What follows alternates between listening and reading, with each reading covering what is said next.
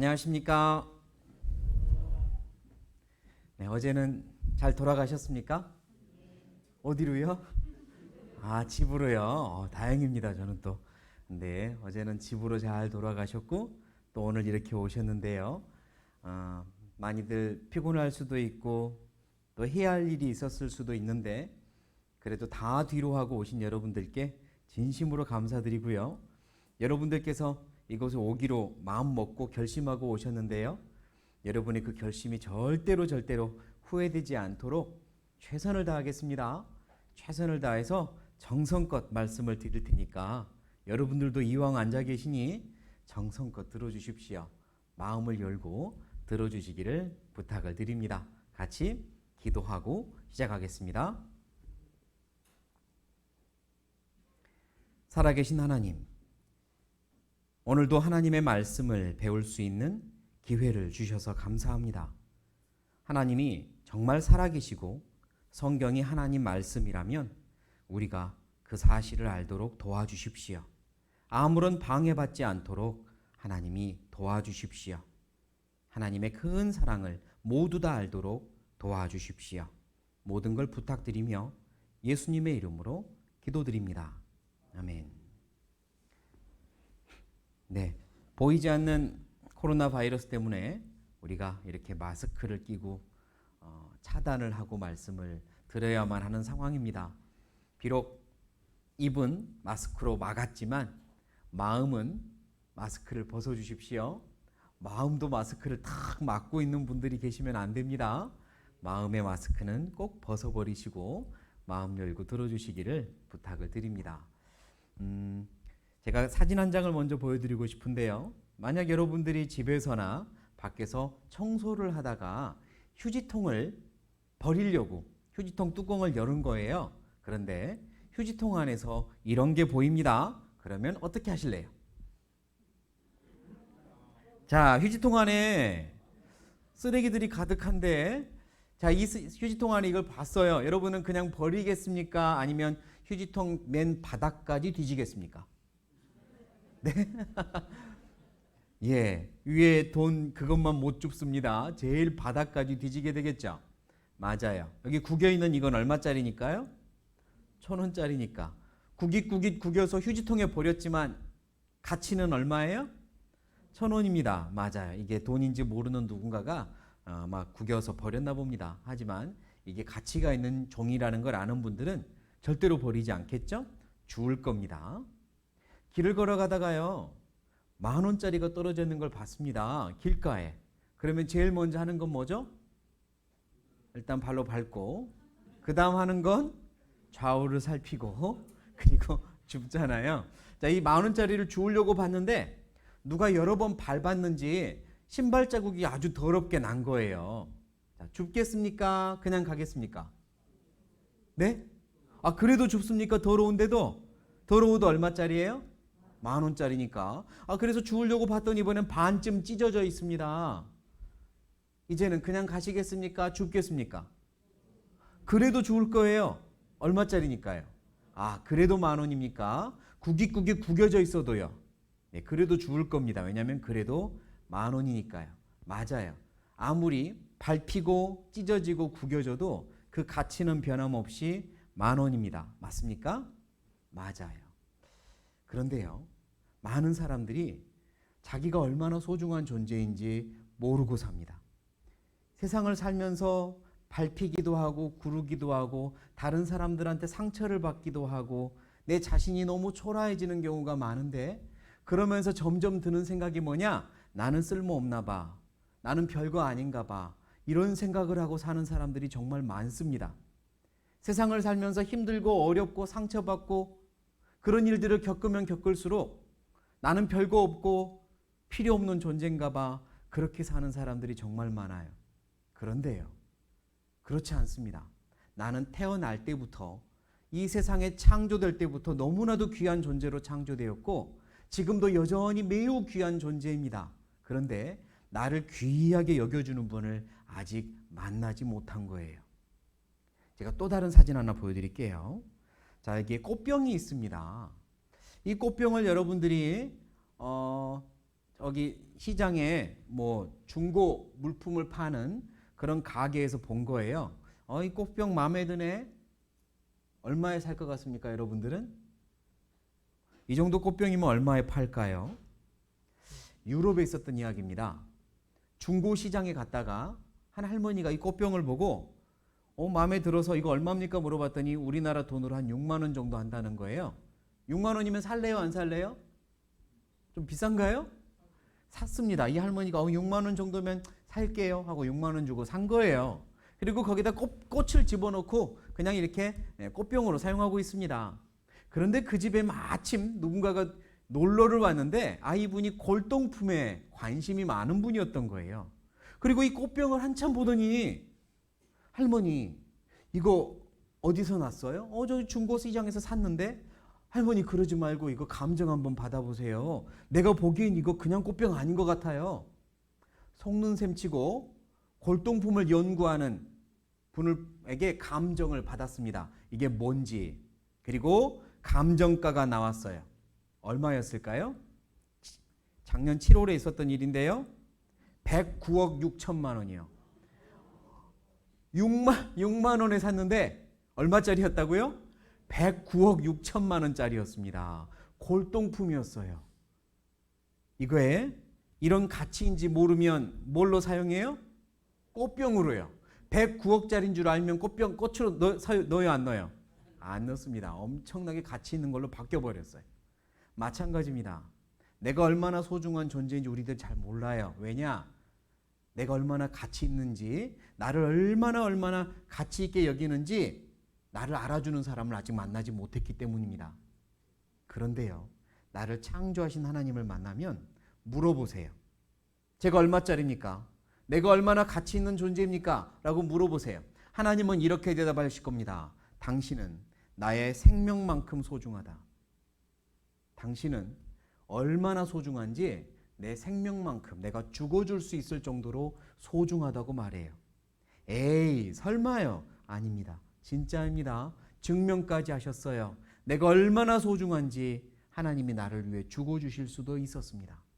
정말 그런지 안 그런지 끝까지 한번 들어보세요. 내가 얼마나 소중한 존재인지 확인 한번 해보셔야 돼요. 그걸 모르면요, 나는 별거 아닌가 봐, 별로 필요 없는 존재인가 봐, 그렇고 산다니까요. 너무나 안타까운 일입니다. 어느 텔레비전에서요, 지나가는 청년들 붙잡고 인터뷰를 했습니다. 저기 당신이 얼마짜리라고 생각하세요? 이렇게요. 얼마짜리인 것 같아요, 당신이? 이렇게 질문을 한 겁니다. 그들의 대답이 어땠나? 짧게 한번 보시겠습니다. 한 50억? 7천만 원? 100억? 글쎄요, 한 1억 정도면 좀 많지 않을까요? 다양하죠. 50억, 100억이라고 말하는 사람도 있고 7천만 원이래요. 1억이면 좀 많나요? 이러고 있습니다. 이 사람들이 왜 그렇게 생각할까요? 자기를 그렇게 대접받았기 때문입니다. 그냥 1억 원 정도로 대접받았기 때문인 거예요. 그러나 정말로 나를 얼마나 소중히 여기는지 하나님을 만나면 내 가치가 매우 귀하다는 걸 알게 됩니다. 그러니까 이번 기회에 하나님 한번 만나봅시다. 나를 창조하셨는지, 성경이 정말 하나님 말씀인지, 그분이 나를 얼마나 사랑하는지 마음만 열고 들어봐 주세요. 처음부터 고집 부리면서 마음 닫지 마시고, 마음에다가 마스크 착용하지 마시고 들어봐 주세요. 네? 네, 좋습니다. 시편 49편 20절은 이렇게 말씀해요. 존귀에 처하나 깨닫지 못하는 사람은 멸망하는 무엇 같도다? 짐승 같도다. 짐승보다 훨씬 존귀한 사람이, 짐승하고는 비교도 할 수 없을 만큼 귀한 사람이 자기가 짐승처럼 낮아져 버렸어요. 무슨 이야기냐? 하나님이 나를 너무 소중하게 짐승과는 다르게 창조했는데 우리는 짐승과 다를 바가 없다. 짐승이나 우리나 조상은 똑같다 라고 생각하고 있는 거예요. 짐승이나 나나 똑같다. 그게 얼마나 어리석은 일인지 모릅니다. 우리는 성공을 위하여 지금까지 열심히 살아왔죠. 땀도 흘리고 눈물도 흘리고 성공을 위하여 지금까지 참고 참으며 살아왔잖아요.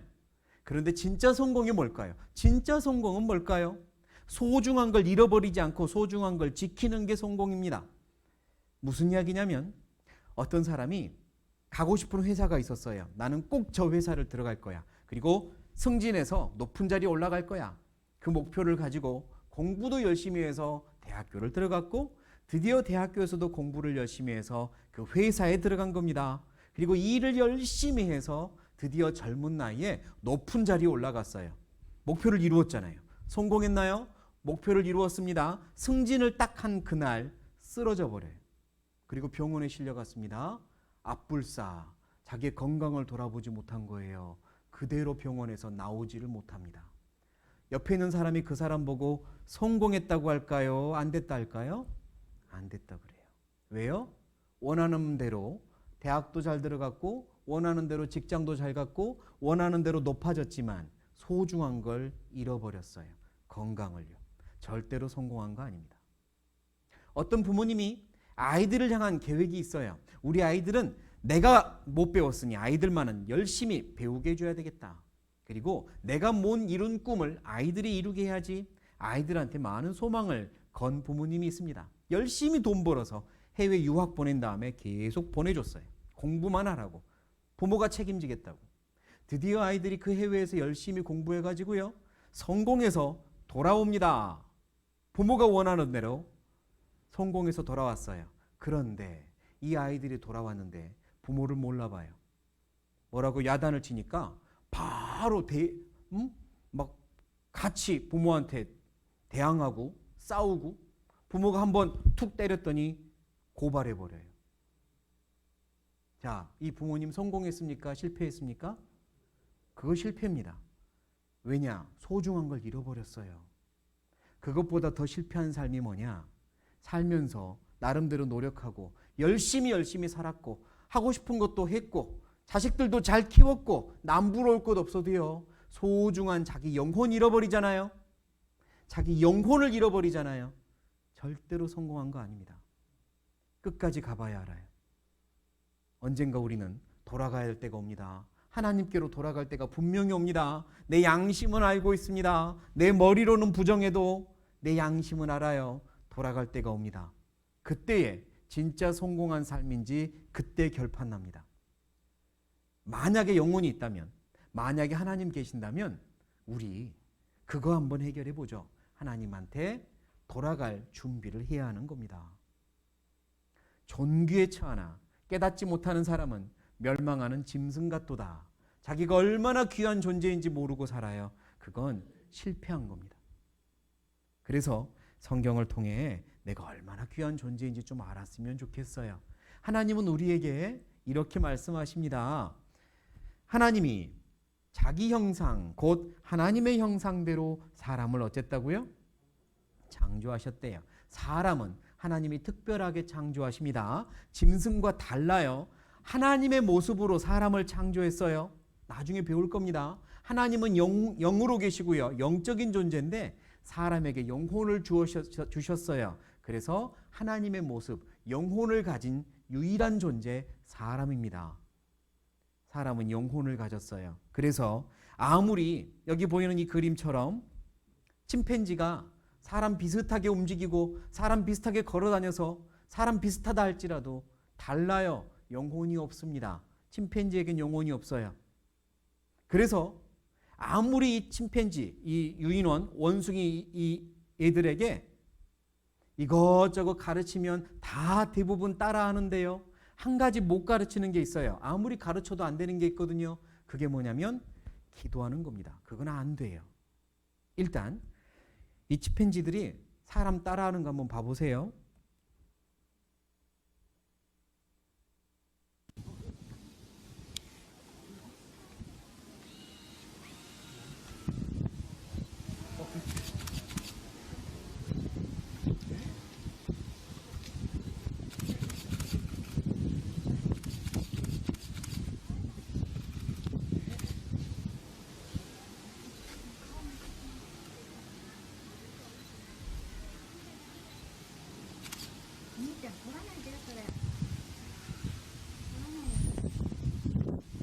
안에 사람 들어가 있는 거 아니야 싶죠?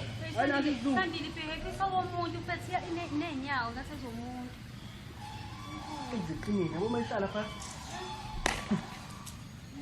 담배도 폼나게 피고.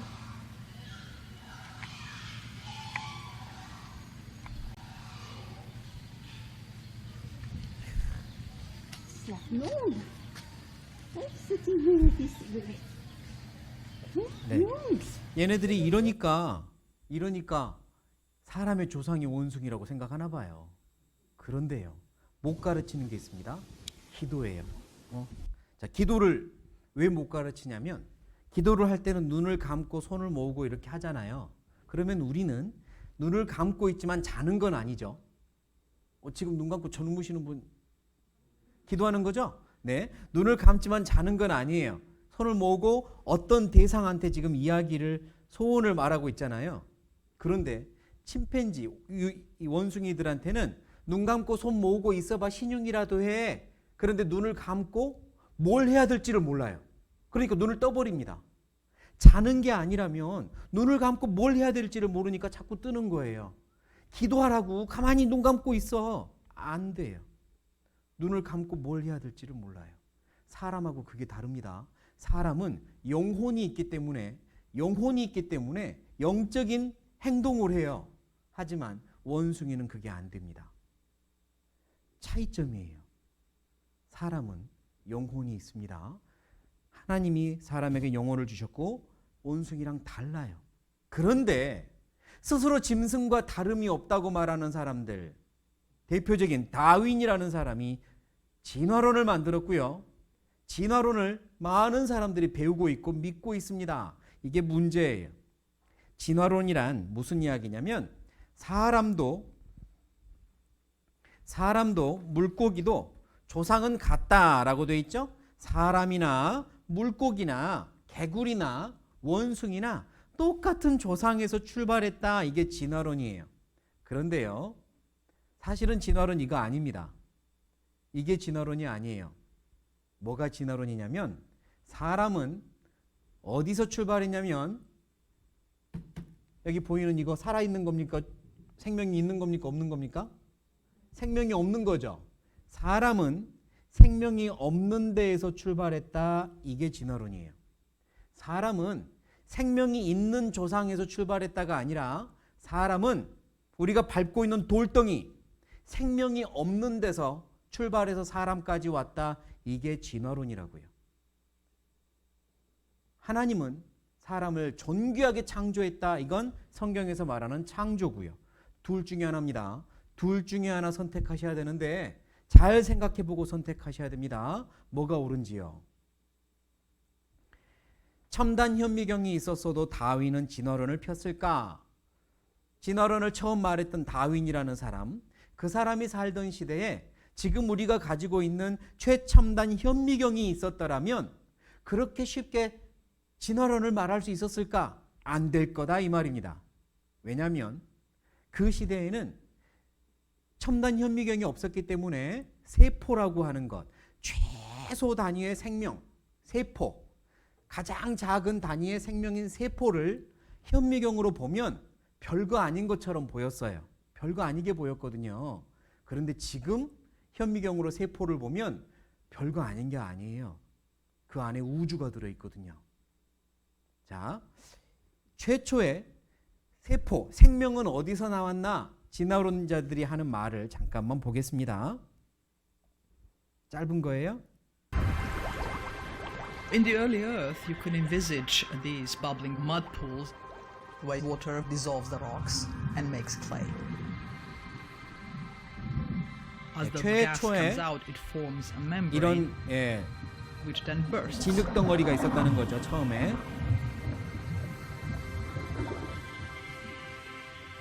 So think of that membrane not bursting and actually preserving at a very, very small scale. And then if you mix organic molecules inside, you all of a sudden have an 갑자기 organic molecule inside 그 the 안에서 membrane to form 뭔가 a cell. 유기물들이 합해지면서 세포 하나가 딱 만들어졌다. 이게 생명의 시작입니다. 이걸 진화론자들은 생명의 시작은 여기서 시작됐다고 말해요.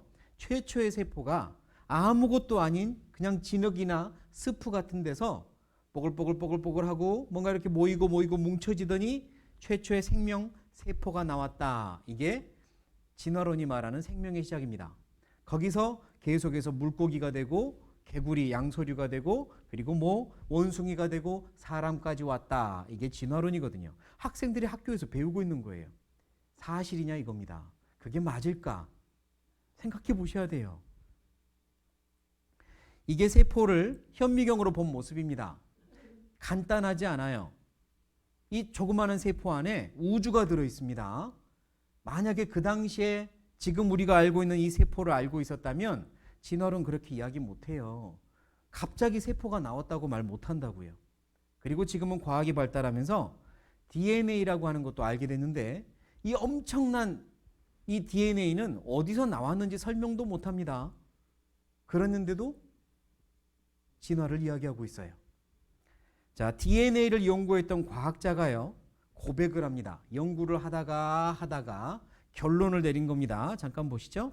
Charles Darwin, relatively little was known about the complexity, the enormous complexity of the microscopic world, the microscopic aspects of living organisms. There was a view that in the latter part of the 19th century that a living cell was essentially Opinions saw only one alternative. we have not the slightest chance of a chemical evolutionary origin for even the simplest of cells. 진화의 가능성이 전혀 없다는 걸 자기는 알았대요. To perceive at this scale of size such a finely tuned apparatus, a device that bears the marks of intelligent design and manufacture. 그리고 DNA를 연구하다 보니까 이렇게 세밀한 지도가 있는 거는 설계자가 있다라고 자기는 결론을 내릴 수밖에 없었다는 겁니다. 과학을 연구하면 연구할수록 진화는 아니다. 설계자가 있다라고 자기는 결론을 내렸대요. 그런데 많은 사람들이 아직도 진화를 이야기합니다. 사람도 물고기도 조상은 같다. 우리의 조상은 뭐냐? 세포가 아니라 바위덩어리였다는 거예요. 생명이 없는 데서 시작됐다는 게 진화입니다.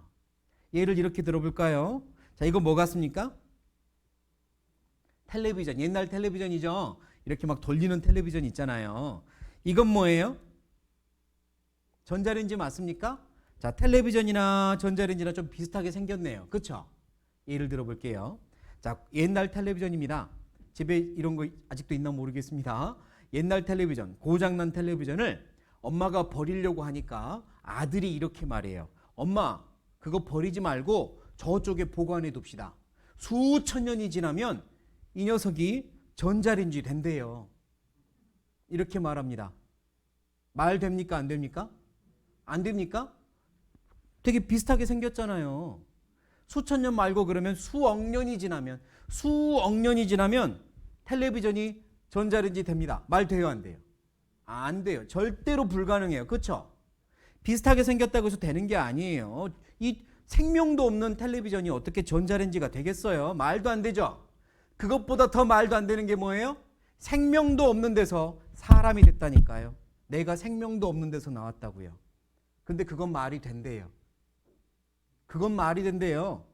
우리의 조상은 생명도 없는 돌덩이 같은 데서 시작됐다는 거예요. 그 돌덩어리는 어디서 나왔는지는 설명도 못하면서 끝까지 하나님은 부인하고 싶고 하나님이 없었으면 좋겠으니까 그렇게 말하는 거예요. 어떻게 생각하세요? 안 됩니다. 말이 안 되는 거예요. 다시 이렇게 생각해 보겠습니다. 우리의 조상이 만약에 아무것도 없는 거라면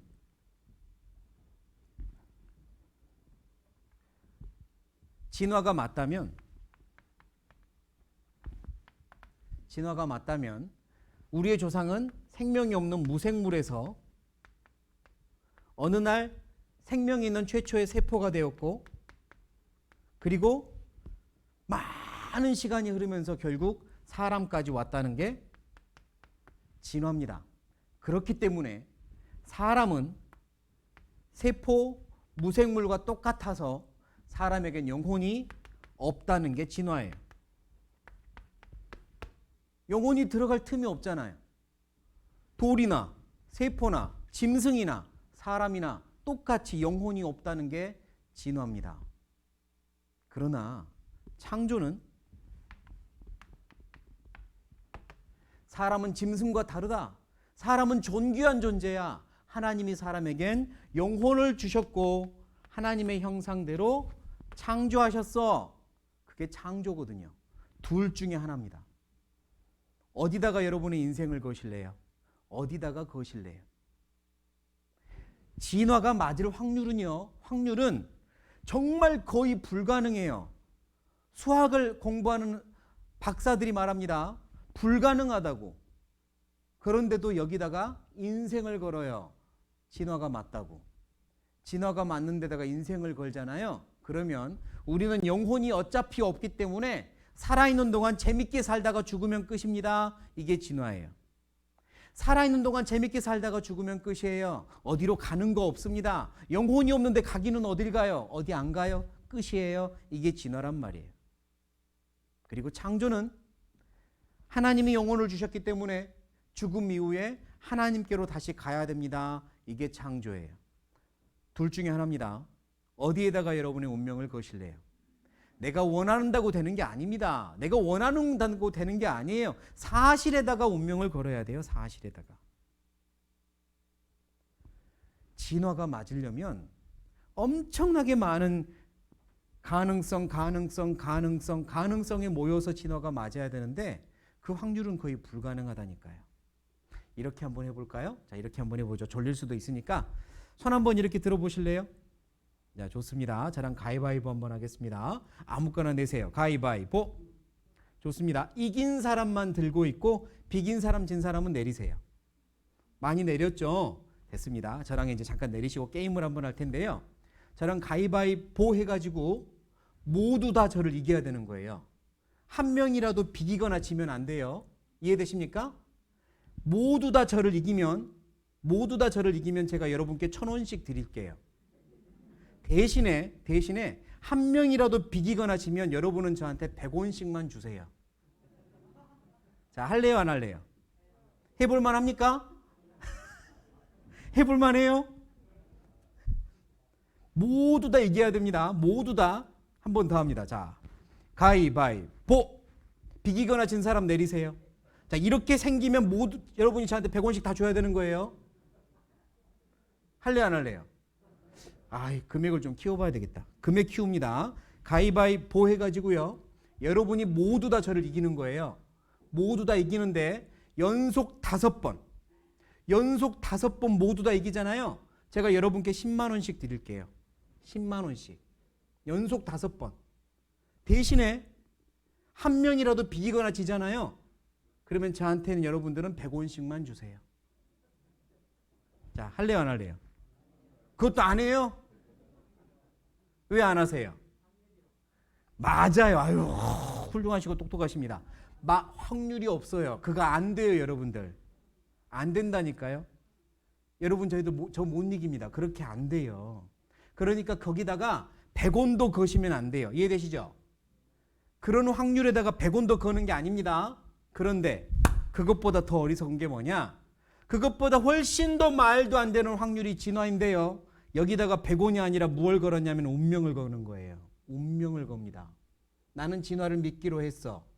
죽은 다음엔 끝이야. 하나님 없어. 그러니 나는 사는 동안 하나님 생각하지 않고 살을래. 그냥 재밌게 살다 죽을래. 이게 진화거든요. 거기다가 운명을 건다니까요. 그게 똑똑한 겁니까? 그게 얼마나 어리석은데요.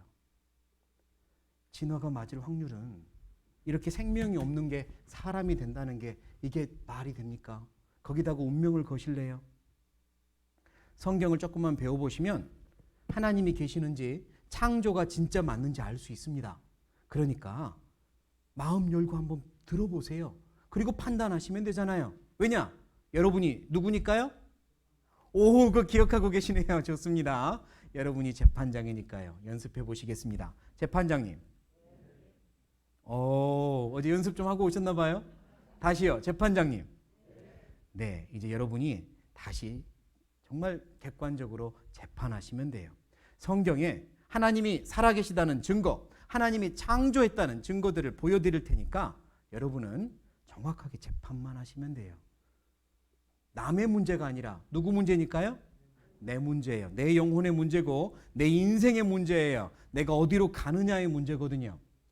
어디서 왔느냐 이 문제가 아니에요. 어디로 가느냐의 문제예요. 그러니까 내 문제입니다. 솔직하게 재판을 해주시기 바라요. 자, 하나님이 우리에게 많은 증거들을 주셨습니다.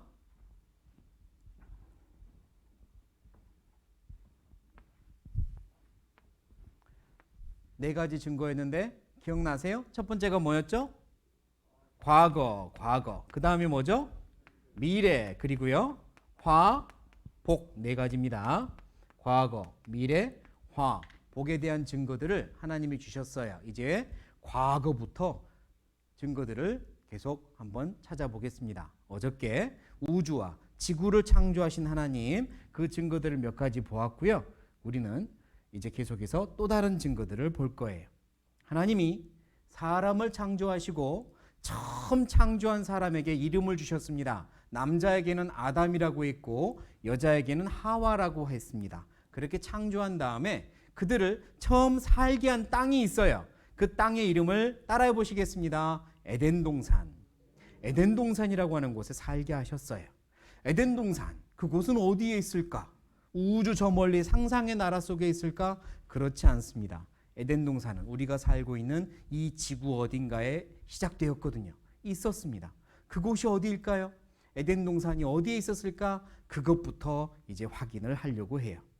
창세기 2장에 나오는 내용이고 제가 앞에 말씀은 보여드리도록 하겠습니다. 자, 에덴 동산, 최초의 사람이 살았던 곳 에덴 동산이 어디에 있었을까? 하나님이 그 위치를 우리에게 설명을 해주세요. 그 위치를 보기 전에 먼저 이것부터 보시죠. 이건 뭐예요? 우리나라 지도죠. 우리나라 지도입니다. 제가 왜 이걸 보여드리냐면 에덴 동산을 위치를 설명할 때 참 이렇게 알기 쉽도록 하나님이 설명을 해주셨거든요. 제가 예를 들어 볼게요.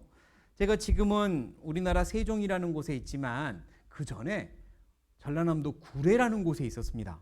구례 아세요? 들어보셨어요? 구례요? 네, 들어보셨어요.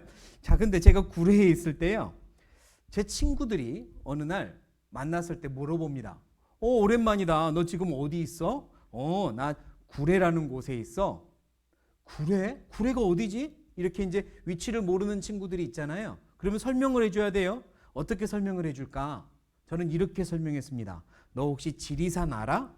지리산 알지. 나 대학생 때도 지리산 몇 번 올라갔어. 잘 됐다. 지리산을 찾아. 그리고 섬진강 알아? 섬진강 들어봤지. 그러면 지도를 편 다음에 지리산과 섬진강을 찾고 둘이 만나는 곳에 점 찍어봐. 거기 구례 있어. 그러면 구례 찾을 수 있겠어요? 못 찾겠어요? 찾기 쉽잖아요. 지리산이나 섬진강은 자고 일어나니까 위치가 바뀌어요? 아니면 늘 그 자리예요? 늘 그 자리죠. 그러니까 산이나 강을 이용해서 지리를 설명하면 위치를 딱 찾기 좋아요. 저는 제가 살던 구례를 그렇게 설명했거든요. 그런데 하나님이 에덴 동산이 어디 있었는지 위치를 그렇게 설명하셨어요. 자, 에덴 동산이 어디 있었을까? 창세기 2장은 이렇게 설명합니다. 무엇이? 자, 뭐라고 시작하죠? 무엇이? 강이 에덴에서 발원 시작하여 동산을 적시고 거기서부터 갈라져 네 근원이 되었으니 첫째의 이름은 비손이라. 강의 이름이 나옵니다. 네 개의 강이 흘렀대요. 에덴 동산에 강의 이름이 나옵니다. 첫째는 비손강, 둘째 강의 이름은 기온이라, 셋째 강은 히데겔이라, 넷째 강은 유브라데더라 라고 네 개의 강 이름을 이야기하셨어요. 에덴 동산을 찾으려면 네 개의 강을 찾은 다음에 네 개의 강이 만나는 지점에 점 찍어봐. 거기에 에덴 동산이 있어. 그 말입니다. 그럼 이 강을 좀 찾아봐야 되겠죠. 비손, 기혼, 히데겔, 유브라데스 강. 강의 이름을 이제 찾아봅니다. 그런데 옛날에 불렀던 그 강의 이름이 변한 거예요. 지명은, 위치는 바뀌지 않지만 이름은 변합니다. 우리나라 서울, 옛날 이름이 뭐였죠? 한양. 그 전에? 경성. 그 전에? 몰라도 돼요. 저도 몰라요. 근데 여하튼 옛날 이름은 아시겠죠? 그렇게 바뀐 거예요. 그것처럼 강의 이름도 옛날 이름이 지금 불리는 이름으로 바뀔 수 있잖아요. 그래서 찾아보았더니 셋째 강 히데겔은 지금은 뭐라고 불리냐면 티그리스로 불립니다. 넷째 강 유프라데스는 그대로 유프라데스 강으로 불려요. 두 개의 강이 지금 이름이 나왔어요. 첫째 강, 두 번째 강, 비손과 기호는 역사적으로 아무리 뒤져봐도 그 이름이 어떻게 변천됐는지 아직 모르겠어요. 그러나 두 개의 강이 먼저 나왔으니까 세계 지도를 놓고 찾아보자고요. 만약에 이 두 개의 강이 생판 다른 곳에서 흐르고 있는 거예요. 그러면 성경은 사실이에요, 거짓이에요? 거짓되는 겁니다. 왜냐? 네 개의 강이 만나야 되니까. 그런데 두 개의 강을 찾아보았더니 두 개의 강이 이곳에서 만나고 있네요. 티그리스 강과 유프라데스 강이 만나고 있습니다. 그 지역이 어딘고 보았더니 이라크, 이란, 사우디아라비아가 있는 중동 지역이에요. 세계 지도를 놓고 보면 여기입니다. 이 노란 부분, 여기가 두 개의 강이 만나는 지점인 겁니다. 네 개의 강이 있었다고 했잖아요. 과학이 발달하면서 좀 더 계속 조사를 했습니다. 그리고 찾아냈어요. 에덴 동산의 강을 발견했다라고 말하죠. 인공위성으로 지하 땅속까지 사진을 찍어내면서 땅속에 강이 흘렀던 흔적을 발견한 거예요. 지금은 모래 사막으로 묻혀버렸지만 옛날에 큰 강이 흘렀었다는 걸 발견했고, 그리고 더 추적을 해보니 네 개의 강이 티그리스 유프라데스 강과 더불어서 네 개의 강 흔적을 찾아낸 겁니다. 이곳이 에덴 동산이 있었던 자리구나 찾아낸 거예요. 에덴 동산은 지금의 페르시아만이다, 이 장소라는 겁니다. 그리고 이 장소가 에덴 동산인 이유는 또 한 가지 증거는 뭐냐면 바로 이거예요. 중동, 사우디아라비아, 이라크 하면 많이 나는 지하자원이 있는데 뭘까요? 석유요, 석유. 석유가 가장 많이 나는 곳이 그곳이거든요. 이거 보세요. 석유 매장량이 엄청나죠. 석유의 수출량도요, 엄청나요. 그곳이 중동 사막 지역이고 성경에서는 에덴 동산 옛자리라 그러거든요. 그런데 왜 석유가 증거가 되냐면 석유가 어떻게 만들어졌느냐 추적을 해보니까 석유는 어떻게 생겨났냐면 여기 그림처럼 동물과 식물이 엄청나게 많은 동물과 식물이 한꺼번에 땅속에 묻히고 땅속에서 밑에서는 끓여대고 위에서는 눌러대면서 화학적 변화를 일으킨 게 석유라고 밝혀진 거예요. 우리 참기름은 어떻게 하죠? 깨를 위에서는 누르고 밑에서는 끓이고 그래서 화학적 변화를 일으키게 기름이 되잖아요. 석유가 그렇다니까요. 동식물이 한꺼번에 땅에 매장되고 밑에서는 끓이고 위에서는 눌러대면서 간단하게 설명하면 화학적 변화를 일으킨 게 석유라는 겁니다. 그런데 왜 사막 밑에 석유가 많냐 이겁니다. 왜? 성경은 뭐라고 설명하고 있냐면 이렇게 말씀해요. 물 대임을 받은 에덴의 모든 나무가 어디에서? 지하에서 위로를 받고 있다 그랬고 에덴의 모든 나무가 어디로 내려갔대요? 지하에 내려갔다고 성경은 말씀하고 있습니다. 첫사람 아담과 하와가 하나님께 죄를 짓고 나서 에덴 동산에서 쫓겨납니다. 다음에 배울게요. 그리고 그곳에 있었던 나무와 동물이 지하로 묻혀버려요. 그래서 그곳에 석유가 많은 겁니다. 왜냐? 에덴 동산 옛날 자리였거든요. 그 낙원이 지하에 묻혔기 때문에 석유가 많은 거예요. 성경은요, 에덴 동산 옛자리가 거기였다고 확실하게 말을 하고 있습니다. 또한 처음 사람이 살도록 이 지구를 창조할 때는요, 지금 우리가 살고 있는 모습과 좀 달랐대요. 어떻게 달랐냐? 이렇게 달랐답니다. 처음 지구의 창조 모습이에요. 제가 읽어볼게요. 하나님이 가라사대 물 가운데 무엇이 있어? 궁창이 있어. 궁창이 뭘까요? 시궁창은 아니고 궁창이 뭐냐면 넓은 공간이라는 뜻인데요. 계속 한번 읽어볼게요. 물 가운데 궁창이 있어 물과 물로 나뉘게 하시라 하시고 하나님이 궁창을 만드사 궁창 아래의 물과 궁창 어디의 물? 위의 물로 나뉘게 하심에 그대로 되니라. 하나님이 궁창을 무엇이라? 하늘이라 칭하시니라. 궁창은 하늘이구나. 다시 읽어볼게요. 하나님이 가라사대 물 가운데 하늘이 있어 물과 물로 나뉘게 하리라 하시고 하나님이 하늘을 만드사 하늘 아래의 물과 하늘 위의 물로 나뉘게 하심에 그대로 되니라 그랬어요. 처음에 지구를 창조할 때는 이렇게 창조했습니다. 하늘을 만드신 다음에 하늘 아래의 물이 있었어요. 지금 우리가 보고 있는 바닷물, 시냇물, 강물, 지하수 하늘 아래의 물입니다. 그런데 하늘 위에도 물이 있었답니다. 지금은요, 우주선을 우주 밖으로 보내도 물을 만나지 못해요. 물이 없습니다.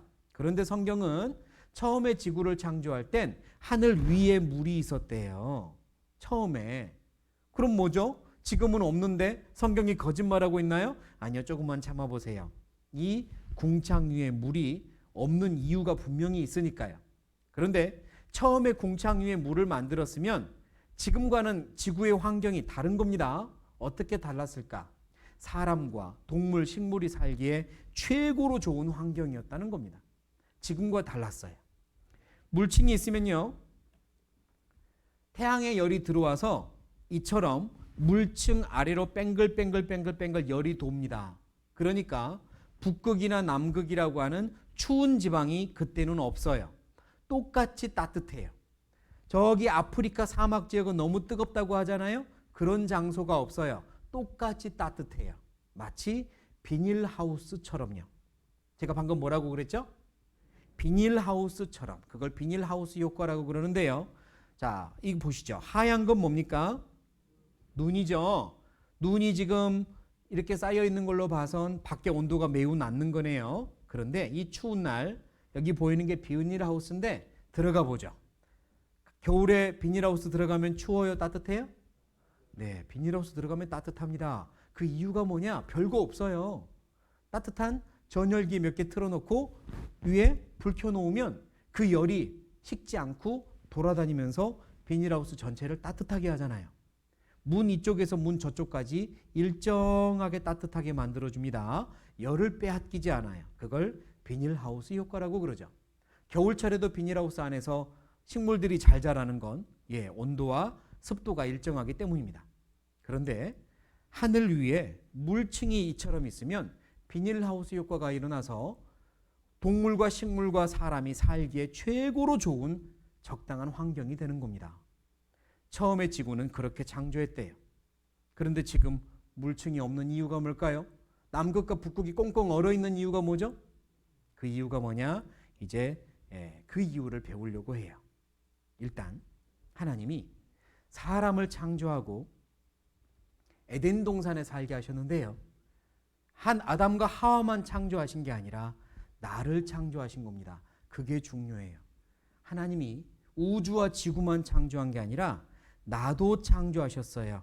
성경이 사실이면 그 말이 사실입니다. 하나님이 나도 창조하셨어요. 이 배가 누구 배라 그랬죠? 제가 제 배 아니라 그랬습니다. 혹시 또 목사님 배우 이러시면 섭섭합니다. 이제 임신한 엄마의 배, 이 안에 생명이 들어갔고 점점 자라고 있습니다. 그렇죠?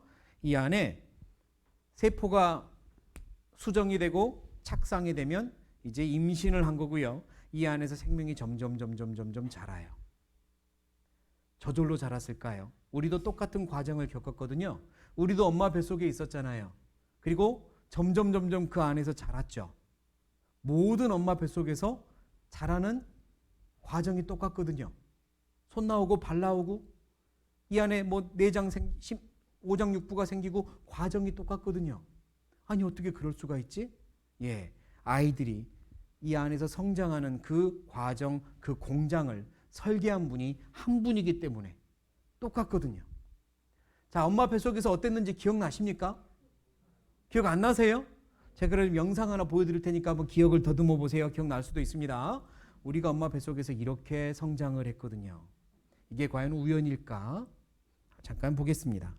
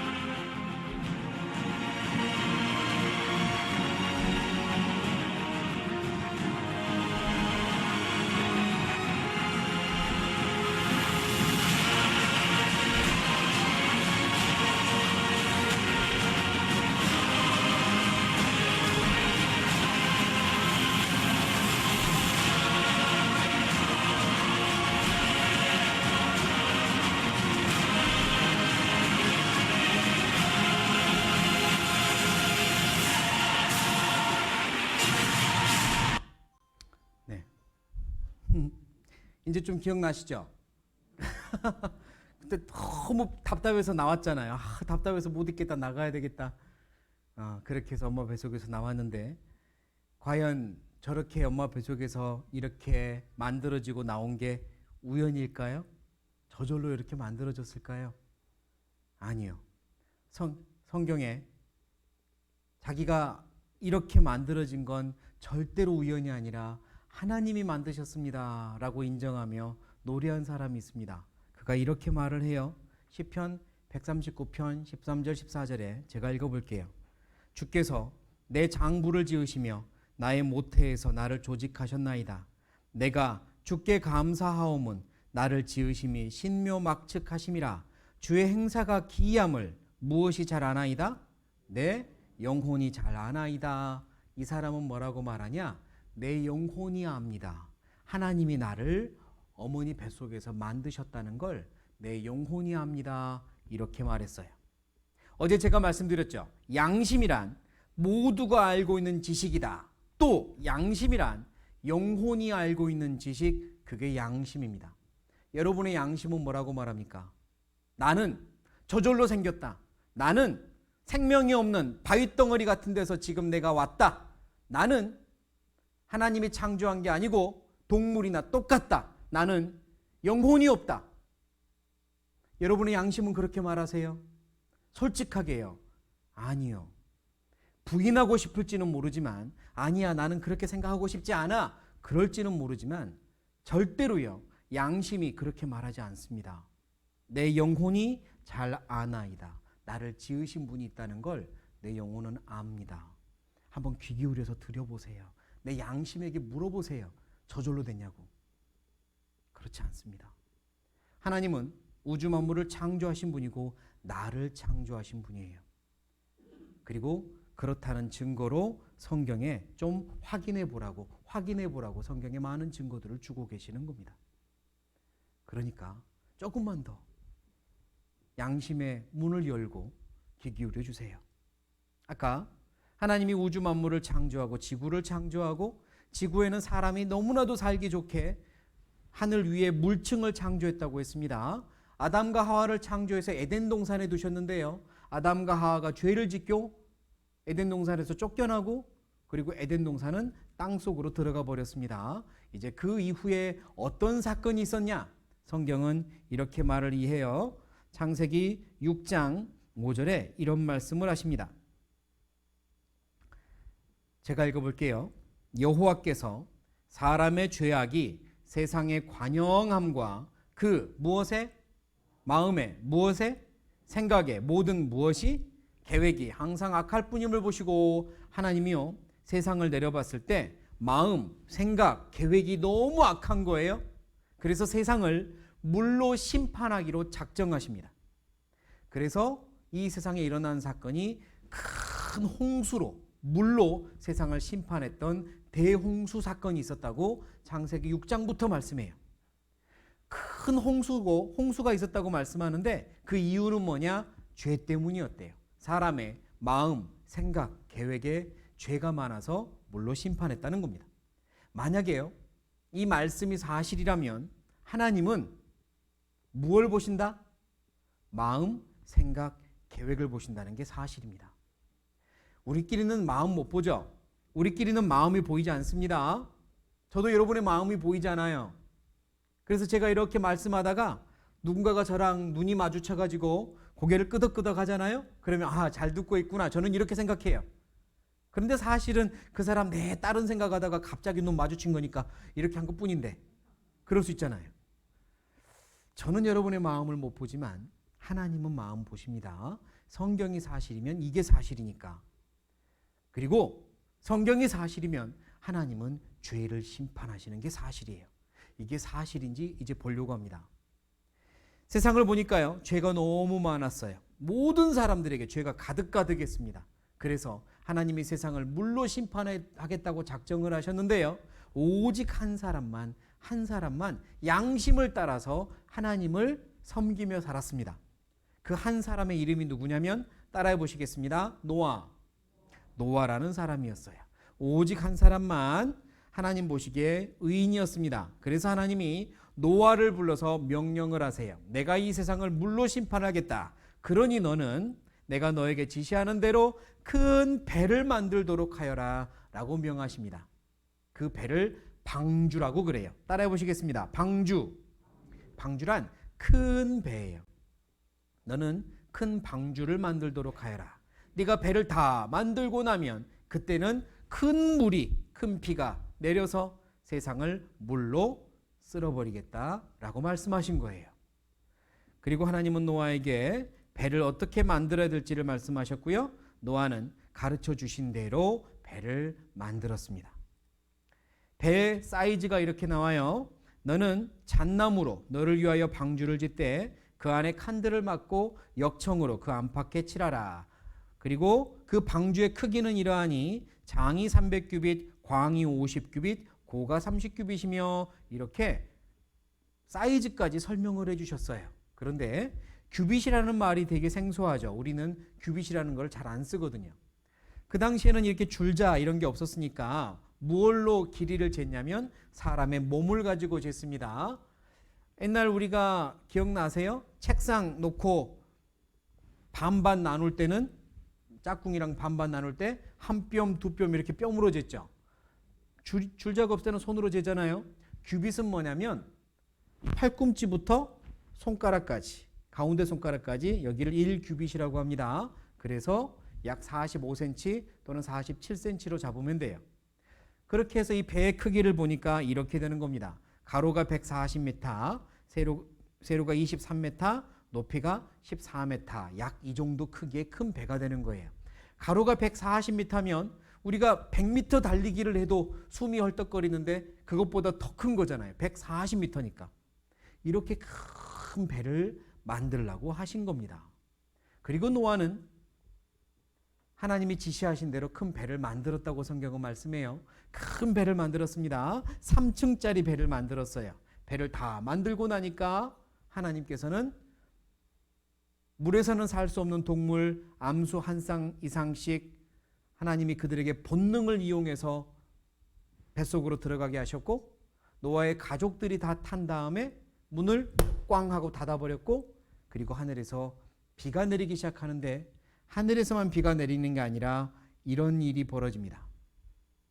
그날에 큰 기품의 샘들이 터지며 하늘의 창들이 열려 며칠을 40주야를 비가 땅에 쏟아졌더라 그랬어요. 40일 동안 비가 쏟아지는데 비가 쏟아지기 바로과 동시에 땅에서는 땅이 갈라지면서 샘들이 터쳐 올라왔습니다. 이런 식으로 됐을 겁니다. 누가 마침 노아의 이 홍수 사건을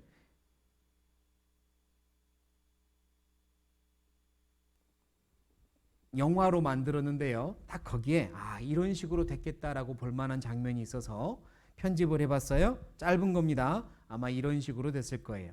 하늘에 지금 보이는 건 궁창 위의 물입니다.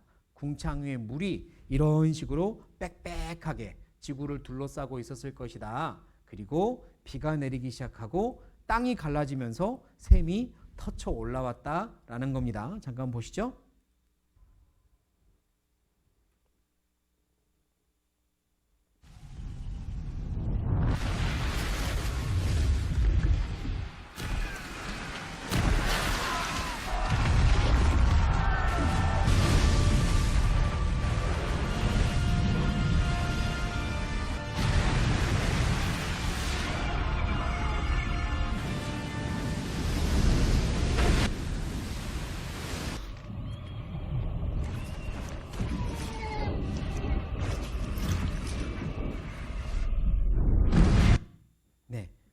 땅이 갈라지면서 샘들이 터쳐 올라오니까요. 저 높은 데서부터 샘들이 터지니까 물이 낮은 데로 막 쏟아지겠죠. 그 물로 많은 사람들이 휩쓸렸을 겁니다. 그리고 하늘에서는 비가 40일 동안 쏟아진 거예요. 어디서 쏟아졌느냐면 궁창 위에 물이 쏟아져 버린 겁니다. 그래서 40일 동안 비가 내릴 수 있었던 거고 지금은 하늘 위에 궁창 위에 물이 없는 거죠. 그런데 문제는요. 이게 사실이냐 이겁니다.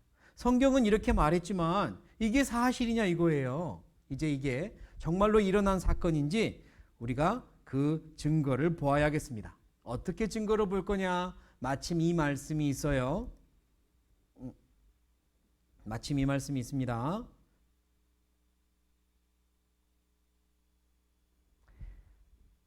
어디에 말하라? 땅에게 말하라. 땅에게 말하라. 네게 가르치리라. 바다의 고기도 네게 설명하리라. 이것들 중에 어느 것이 여호와의 손이 이를 행하신 줄을 알지 못하랴 그랬죠. 땅에게 말하라. 네게 가르치리라. 우리가 밟고 있는 이 땅한테 가서 물어보는 겁니다. 땅아, 정말로 그런 일이 있었느냐? 물이 너희를 덮은 적이 있었어? 전 세계가 물에 다 덮인 적이 실제로 있었던 거야? 땅에게 물어보자는 거예요. 그러면 너희에게 가르치리라. 이제 우리가 전 세계를 지금 뭐 찾아가 볼 수는 없지만 지도를 펴놓고 또는 여기저기에 있는 많은 것들을 사진이나 영상을 통해서 정말로 온 세계가 물에 잠긴 흔적이 있는지, 노아 홍수 사건이 사실인지 확인해 보겠습니다. 그 전에 잠깐 우리 몸 좀 풀고요. 스트레칭 좀 하고 그리고 계속해서 볼게요. 어제 봤던 것처럼 우리 체조 한번 하고 계속 시작하겠습니다. 박지성과 함께하는 대한민국 응원체조.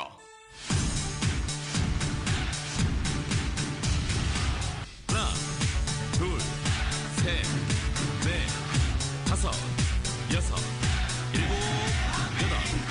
하나, 둘, 셋, 넷, 다섯, 여섯, 일곱, 여덟.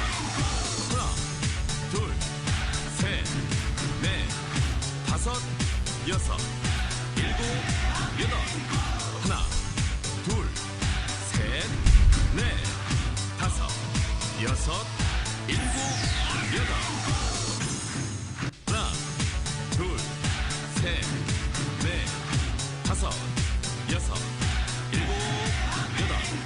하나, 둘, 셋, 넷, 다섯, 여섯, 일곱, 여덟. 하나, 둘, 셋, 넷, 다섯, 여섯, 일곱, 여덟. 하나, 둘, 셋, 넷, 다섯, 여섯, 일곱, 여덟. 네, 이제 땅에게 가서 물어볼 차례입니다. 한번 가서 정말 그런 일이 있었나 보죠. 전 세계 땅을 조사해 보니까 이렇게 말을 해요. 전 대륙의 70% 이상이 뭐라고 써 있습니까? 퇴적층이래요. 전 대륙의 지층들을 조사를 해보니까 70% 이상이 퇴적층이랍니다. 무슨 이야기인지 설명드릴게요. 일단 지층이 뭔지를 봐야 되겠네요. 지층은 뭐냐면, 자, 이게 설명하기 참 편한 것 같아요. 뭐가 보이십니까? 무슨 떡이라 그러죠? 무지개떡. 좋습니다. 무지개떡. 색깔별로 이렇게 층층층층이 돼 있잖아요. 예, 이게 무지개떡이라 그러는데, 땅이요 이렇게 생겼습니다. 땅을 파고 들어가면 종류별로 비슷한 것끼리 이렇게 층을 이루고 있는 거예요. 땅이. 그걸 지층이라 그럽니다. 땅이요 층을 이루고 있어요. 비슷한 성분끼리 종류끼리 땅을 파고 들어가면요 그걸 지층이라 그럽니다. 자, 이제 이거는 앞으로 지층입니다. 뭐라고요? 무지개떡이요? 지층이요? 자, 이제 지층입니다. 그런데 모든 대륙은요 땅이 다 지층으로 거의 다 돼 있는데요, 방금 보셨듯이 전 대륙의 70% 이상이 뭐라고요? 퇴적층이래요. 지층은 지층인데 퇴적층이래요. 퇴적층은 무슨 말이냐면 물에 의해서 생긴 지층을 퇴적층이라 그럽니다. 물에 의해서 생긴 지층을 퇴적층이라 그러는데 전 세계를 뒤져보니까 10개 중에 7개 이상이 물에 의해서 형성된 지층이래요. 나머지는 화산이나 바람이나 이렇게 생겼다는 겁니다. 물에 의해서 생겼대요. 전 세계가. 무슨 이야기인지 좀 더 봐야겠습니다. 일단 물에 의해서 지층이 생기는 걸 제가 간단한 실험을 보여드릴게요. 여기 빈 병이 있죠? 빈 병이 있고 빈 병에다가 물, 생수를 집어넣었습니다. 그리고 여기 그릇이 있잖아요. 이 그릇에다가는 밖에서 흙을 퍼왔어요. 흙이요. 그냥 밖에 있는 흙을 퍼왔습니다. 그리고 이 빈 병 안에다가 깔때기를 활용해서 그릇에 있는 흙을 집어넣었어요. 자, 이제 무슨 물이 되었습니까? 흙탕물이 되었죠. 이 물을 이제 잡고 흔드는 겁니다. 섞는 거예요. 안에서 섞어요. 막 흔듭니다.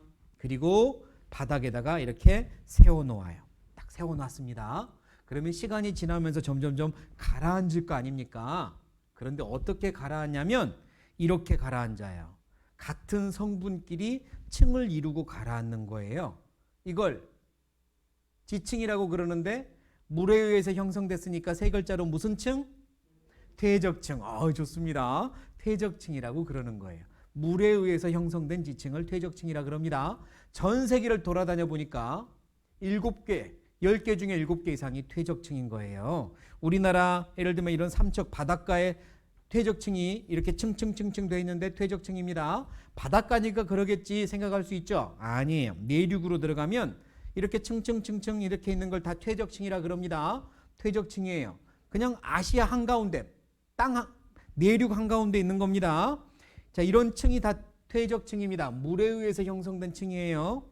아프리카로 가겠습니다. 아프리카는 물도 없잖아요. 그리고 이곳은 산이에요. 산 꼭대기죠. 아프리카 산 꼭대기가요. 잘 보니까 이렇게 선이 있죠. 선이 층층층층 돼 있잖아요. 이게 무슨 층일까요? 퇴적층이에요. 아프리카 물도 없는 그 땅 산 꼭대기가 퇴적층입니다. 물에 의해서 형성된 거예요. 무슨 이야기죠? 그곳은 물이 지나갔다는 겁니다. 아프리카 산도 물이 지나갔습니다.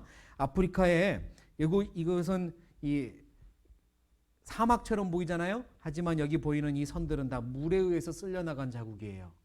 물이 쓸고 지나간 겁니다. 퇴적층이에요. 아메리카로 갈까요? 여기 선들과 이 빗살 무늬들은 다 물에 의해서 형성된 겁니다. 퇴적층이에요. 미국에 기다란 협곡이 있습니다. 그랜드 캐년이라고 하는데요. 우리나라 서울에서 부산까지 가는 거리보다 더 깁니다. 그런데 여기가 다 이런 선이 보이죠? 퇴적층이에요. 이 엄청난 퇴적층은 다 물에 의해서 형성된 겁니다. 전 세계를 가보니까 땅 10개 중에 7개가 물에 의해서 형성됐어요. 바닷가만 그런 게 아니라 사막에도 있고 땅 한가운데도 있고 산 꼭대기에도 있어요. 무슨 이야기입니까? 물이 지나갔다는 겁니다. 물에서 잠겼다는 거죠. 좀 더 볼까요? 전 세계 지도를 펴놓고 여기저기를 보면요. 물에 잠겼다는 흔적들이 참 많아요. 이 점들 대표적인 흔적들입니다. 몇 군데만 찾아가 볼게요. 먼저 아시아에 전 세계에서 제일 높은 산 그러면 무슨 산이죠? 엘리베이터? 에베레스트 산이 어려워도 괜찮습니다. 뭐 엘리베이터라도 괜찮아요. 자, 그 에베레스트 산이 있는 그곳, 히말라야 산맥이 있는 그곳이 파키스탄, 네팔 이런 지역인데요. 그 높은 산에 가면 광산이 있습니다. 광산은 무엇을 캐는 곳이죠? 석탄, 금, 다이아몬드 이런 거 캐는 곳이잖아요. 그런데 그 높은 산에 가니까 보세요. 무슨 광산? 소금을 캐내는 광산이 있어요. 산에 소금 캐는 광산이 있습니다. 소금은 어디서 만들죠? 바닷가에서. 소금 만드는 밭을 뭐라고 불러요? 염전이요. 바닷물 증발시켜서 소금 나오잖아요. 그런데 그 높은 에베레스트 산이 있는 그 산맥에 소금 광산이 있어요. 이게 웬일입니까? 그곳이 바다에 잠겼었다는 흔적입니다. 또 남아메리카로 가볼게요. 남아메리카에 가면 자, 지도를 놓고 보니까 화살표 끝에 봐보세요. 하얀 점이 보이십니까? 좀 더 확대해 볼게요. 자, 이 하얀 점 보이시죠? 이 하얀 점의 넓이가 서울 경기도를 합한 것만큼 그것보다 큽니다. 넓이가 굉장히 넓죠. 서울 경기도 합한 것보다 더 넓은 하얀 점이 있거든요. 지도를 펴보니까요. 이 하얀 점이 뭘까요? 눈일까요? 가보니까 사막이래요. 사막은 사막인데 무슨 사막? 소금 사막이래요. 무슨 빛깔이에요? 우유 빛깔. 그래서 우유니 소금 사막이랬는지 모르겠지만 우유니 소금 사막이라 부릅니다. 외우기 쉽죠? 볼리비아에 우유니 소금 사막이 있어요. 사막은 사막인데 소금이에요. 얼마나 넓은지 서울과 경기도 땅을 합한 것보다 더 넓어요. 소금은 바닷가에 있어야 되는데 땅 내륙에 있어요. 아니 이 많은 소금이 도대체 왜 거기 있는 걸까? 참 신기합니다. 그래서요, 많은 사람들이 그곳에 가서 연구를 하는데 우리나라에서도 탐사대가 가서 그곳을 연구하고 EBS에 방송이 나온 적이 있습니다. 짧은 영상 하나 볼게요. 뭐라고 했는지. 태양과 함께 하얗게 깨어나는 소금 호수의 장관, 그야말로 일생에 한 번 있을까 말까한 잊지 못할 순간입니다.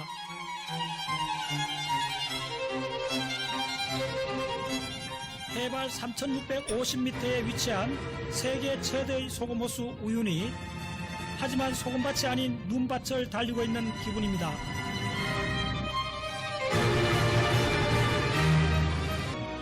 비가 적고 건조한 기후로 인해 오랜 세월 동안 물은 모두 정발하고 소금 결정만 남게 된 거죠. 맞아요. 예, 산호입니다. 저도 전체가, 저 언덕 전체가. 그러니까 이 섬이, 이 표면이 전부 다 산호로 덮여 있다 생각하시면 됩니다. 그러면 언젠간 이 섬이 바다 밑이었어요. 안데스 산맥 내륙에서 찾은 뚜렷한 바다의 흔적, 그야말로 놀라운 지질학적 현상. 네, 그 우윤희 소금 사막이에요. 자, 이런 조그마한 산이 보이잖아요. 섬처럼. 여기 가서 본 거예요. 그랬더니 그곳이 온통 산호 화석으로 덮여 있는 겁니다. 산호 아시죠? 산호는요, 바닷속에 있는 이 생물 군집이 산호거든요. 산호는 어디에 살아요? 바닷속에. 그런데 이 섬이 산호로 덮여 있어요. 다 죽은 화석으로. 그 말은 뭐예요? 이곳이 옛날에는 뭐였다? 바다였다. 그곳에 왜 소금이 그렇게 많다? 바닷물이 증발하고 소금만 남은 겁니다. 엄청나게 많은 바닷물이 있었다가 증발하고 소금만 남은 거죠. 그 내륙은 바다에 덮여 있었습니다. 이건 부인할 수 없는 이야기예요. 남아메리카라고 하니 바다로 덮였던 흔적이 나오죠. 또 다른 지역을 볼까요? 페루라고 하는 히말라야 산맥과 더불어서 세계에서 가장 높은 산맥, 안데스 산맥. 우리나라 태백산맥, 소백산맥과는 비교도 할 수 없는 높은 산맥, 안데스 산맥에 그 높은 산에 이런 장소가 있어요. 자, 따닥따닥 붙어 있고 칸들이 막혀 있는 거 보니 논이나 밭이겠거니 하고 보이잖아요. 근데 하얀 색깔이네요. 이게 뭘까요? 이게 소금 염전입니다. 소금을 만들어내는 염전이 어디에 있냐? 산 위에 있어요. 바닷물이 옆에 있어야 되잖아요. 근데 그곳에서 여전히 지금 소금이 나오고 있어요. 왜요? 바다에 덮여서 있었으니까. 바다에 잠겨 있었으니까요. 또 다른 장소로 가볼까요? 이번에는 아프리카로 갑니다. 아프리카, 물도 없는 그곳.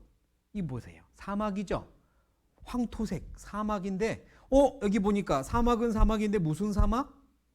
소금 사막이랍니다. 이곳도요. 소금으로 쫙 깔려 있어요. 아프리카 땅인데. 모래가 아니라 소금 사막입니다. 그것도 바다에 잠겨 있다가 물이 증발하고 소금만 남았다는 겁니다. 아프리카 이디오피아에 가도 소금 사막이 있고요. 튀니지에 가도 소금 사막이 있습니다. 저 북쪽 러시아 땅에 가보겠습니다. 그 추운 러시아 땅에는 광산이 있는데 무슨 광산? 소금 광산. 이 하얀 게 다 뭐냐면 소금이에요. 아니 바닷가에 있어야 될 소금이 왜 그렇게 땅 한가운데서 발견이 될까요? 그곳은 이전에 무엇이 덮고 있었다? 바닷물이 덮고 있었다. 전 세계가 물에 덮여 있었던 겁니다. 그러면 그 물은 다 어디로 갔을까요? 이제 전 세계가 물에 덮여 있었다면 그 물은 다 어디 갔길래 지금 우리가 이렇게 땅을 밟고 있는 거죠? 어디로 갔을까?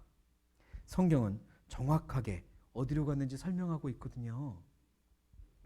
시편 33편 7절에 이렇게 말합니다. 저가 바닷물을 모아 어떻게 하셨대요? 무더기같이 쌓으시며 깊은 물을 곳간에 두시도다 그랬습니다. 바닷물을 모아서 쌓았답니다. 물이 쌓일 수가 있나요? 제가 만약에 여기 있는 컵에 물을 쏟으면 이 물은 퍼질까요? 위로 쌓일까요? 자, 모르겠다는 분을 위해서 제가 할까요? 말까요? 물은 당연히 옆으로 퍼지잖아요. 그런데 바닷물을 쌓았답니다. 바닷물을 쌓는 방법이 있겠습니까? 딱 하나 있죠. 어떻게? 얼려버리면 돼요. 얼리면 바닷물이 쌓이잖아요. 맞아요. 바닷물도 얼니다. 아주 추울 때는 동해 바다도 얼었습니다. 수면부터 그리고 앞에서부터 얼기 시작해서 깊어져 버리죠. 바닷물도 얼니다. 꽁꽁 얼면 바닷물도 꽁꽁꽁꽁 얼니다. 그런데 하나님이요, 바닷물을 얼려가지고 쌓아버리셨대요. 어떻게 이런 일이 벌어졌을까? 같이 한번 생각을 해보죠. 지구가 있습니다. 원래 이 지구는 물층, 하늘 위에 물층이 있었다고 했어요. 그리고 그때는 온 세계가 따뜻했습니다. 비닐하우스처럼. 그런데 노아의 홍수 때 비가 쏟아져 버렸죠. 쏟아지면서 전 세계가 이렇게 물에 잠겨 버렸습니다. 자, 이제 홍수 이후의 지구의 모습입니다.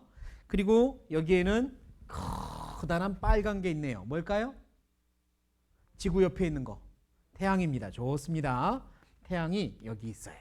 자, 이제 지구에 물층이 사라지고 전 세계가 물에 덮여 있습니다. 어떤 일이 벌어질까? 우리가 알고 있는 지식만 가지고 한번 생각을 해보죠. 태양열은 여전히 이쪽으로 이렇게 열이 옵니다. 태양과 가까운 지역은 이제 온도가 어떻게 돼요? 온도가 올라가요, 내려가요? 당연히 온도가 점점점 뜨거워지겠죠, 이곳은. 태양과 먼 지역은 어떻게 될까요? 온도가 내려가요. 추워집니다. 물층이 없어지니까 벌어지는 일이에요. 점점점 추워집니다. 자, 온도의 차이가 생겼잖아요. 온도의 차이가 생기면 무엇이 불기 시작합니까? 바람이 불기 시작합니다. 온도의 차이가 생기니까 이제 바람이 불기 시작해요. 추운 곳에서는 물이 얼기 시작하겠죠. 바닷물이 얼기 시작하는데 위에서부터 시작해서 점점 깊어집니다. 그런데 물이 계속 바람에 의해서 쓸려오면서 위로도 올라가는 거예요. 물이 점점 높아집니다. 쌓이는 겁니다. 바람에 의해서 생기는 거예요. 마치 고드름이 점점 길어지는 것처럼 추운 그곳에 바람이 물을 쓸고 와서 위로 점점 높아지는 겁니다. 양쪽에 얼음이 이렇게 쌓이게 되는 거예요. 물층이 사라진 다음에 일어나는 일이거든요. 그런데 성경은 이렇게 말씀합니다. 욥기 37장 9절에서 10절을 제가 읽어볼게요. 남방 밀실에서는 광풍, 큰 바람이 이르고 북방에서는 찬 기운이 이르며 하나님의 부시는 기운에 무엇이 얼고? 얼음이 얼고 물의 넓이가 줄어지느니라. 찬 바람이 불면서 얼음이 얼고 물의 넓이가 줄어들었대요. 방금 제가 설명한 걸 성경에서 똑같이 말씀하고 있습니다. 3,500년 전에. 왜? 하나님이 아시니까 그대로 기록한 거예요. 물이요, 양쪽에 얼면서 줄어들었습니다. 그래서 양쪽에는 이렇게 큰 빙하가 있죠. 이 빙하들이 높이가 2km가 넘습니다. 이런 빙하들이 녹아버리면 물이 한참 높아지는 거죠. 그뿐만이 아닙니다. 얼려서만 물의 넓이가 줄어든 게 아니라 한 가지 방법이 더 있었어요. 저가 바닷물을 모아 무더기같이 쌓으시며 그 다음 뭐죠? 깊은 물을 곳간 창고에 두시도다 그랬죠. 깊은 물 창고를 만드셨대요. 그래서 물의 넓이가 줄어들었답니다. 깊은 물 창고가 뭐냐면 땅을 쩍 갈라버리고 그 물을 그 갈라버린 속으로 쑥 집어넣은 겁니다. 그게 물 창고예요. 홍수 이후에 지각 변동이 일어났습니다. 땅이 갈라지고 산이 솟아오르는 지각 변동이 일어났어요. 깊은 물을 곳간에 두시도다 그랬는데 땅이 갈라지면서 물이 쑥 들어가 버린 겁니다. 만약에요, 이 방이 물이 가득 찼는 거예요. 물이 가득 찼는데 이 가운데가 쩍 하고 갈라지면서 옆으로 벌어졌어요. 그러면 그 물은 다 어디로 가요? 갈라진 대로 쑥 들어가겠죠. 아주 깊이 갈라지면요, 그 물의 힘이 매우 세서 여러분 앉아있는 의자까지도 싹 쓸고 내려가 버릴 정도로 물의 힘이 셉니다. 그리고 흔적이 남겠죠. 그와 마찬가지로 전 세계가 물에 잠겨 있을 때 양쪽에서는 얼음이 얼고요, 지각 변동에 의해서 땅이 갈라지고 산이 오르는 일이 있었답니다. 성경은 이렇게 말을 해요. 옷으로 덮음같이 땅을 바다로 덮으심에 물이 산들 위에 섰더니, 홍수 사건 맞잖아요. 물이 산들 위에 있으니까 주의 견책을 인하여 도망하며 주의 오래 소리를 인하여 빨리 가서 주의 정하신 처소에 이르렀고 산은 오르고 골짜기는 내려갔나이다. 산이 솟아오르고 골짜기가 벌어졌어요. 또는 물이 산도 올라가고 골짜기도 타고 내려갔어요. 그런 일이 벌어졌다는 겁니다. 이건 사실일까요? 실제로 이런 일이 있었을까요? 땅에게 물어보면 돼요. 땅에게. 자, 산이 솟아오르는 걸 뭐라고 말하냐면 산맥이라고 그럽니다. 그리고 그걸 융기했다라고 학생들은 과학 시간에 배워요. 산이 솟아오르는 건 이런 식으로 솟아오릅니다. 평평했다가 양쪽에서 힘이 가해지면서 불룩 솟아오르거나 밑으로 이렇게 내려가거나 힘이 가해지면 벌어지는 일이에요. 큰 산맥은 이렇게 히말라야 산맥, 로키 산맥, 안데스 산맥 이렇게 세 개에 있습니다. 이게 뭐라 그랬죠? 누가 무지개떡이 됐어 방금. 이거 뭐라 그랬죠? 지층이요. 지층이요. 자, 이 지층을 옆에서 이렇게 누르면, 옆에서 누르면 어떻게 돼요? 휘어지겠죠. 그런데 이 무지개떡이, 이 지층이 물기가 하나도 없이 말라 있어요. 물기가 하나도 없이 말라 있습니다. 자, 옆에서 누릅니다. 어떻게 돼요? 부서져 버리죠. 휘어집니까? 부서집니까?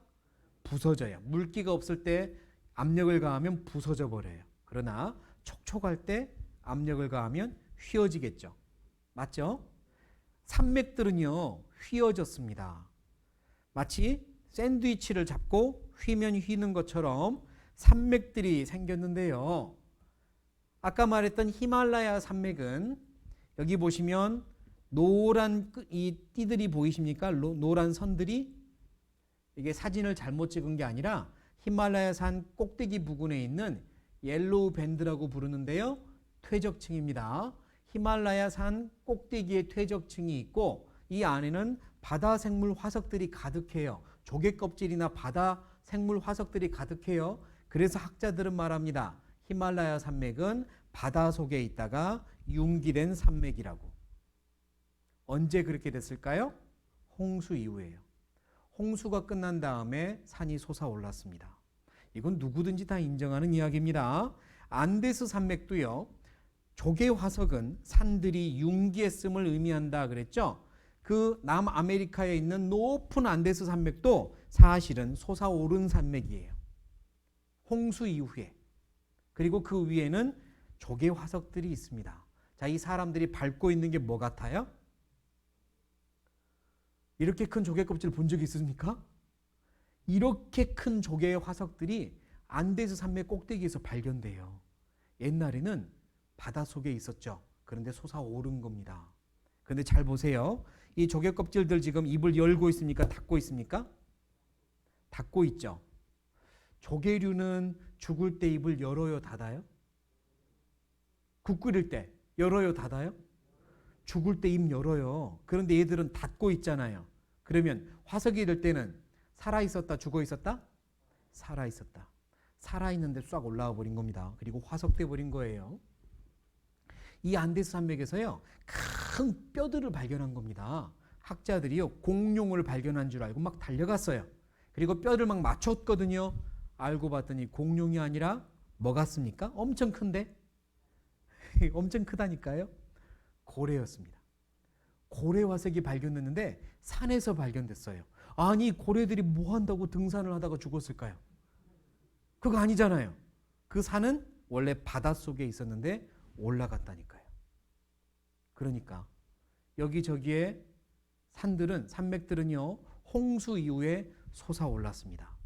그리고 땅이 갈라지고 물이 그 속으로 쑥 들어간 거예요. 그래서 물의 넓이가 줄어들었습니다. 성경은 정확하게 물이 어떻게 되었는지 우리에게 설명을 해주고 있어요. 또요, 화석이라고 하는데 이걸 화석이라고 부릅니다. 자, 이게 뭐처럼 보입니까? 잠자리가 박혀 있는 거 보이시죠? 정확하게 잠자리죠. 이게 화석이에요. 돌처럼 굳어버린 겁니다. 화석이에요. 이건 무엇처럼 보이세요? 개구리처럼 보이죠? 정확하게 개구리 같잖아요. 이게 화석입니다. 그런데 이 화석들은요, 노아의 홍수 사건이 실제로 있었다는 걸 우리에게 말을 하고 있습니다.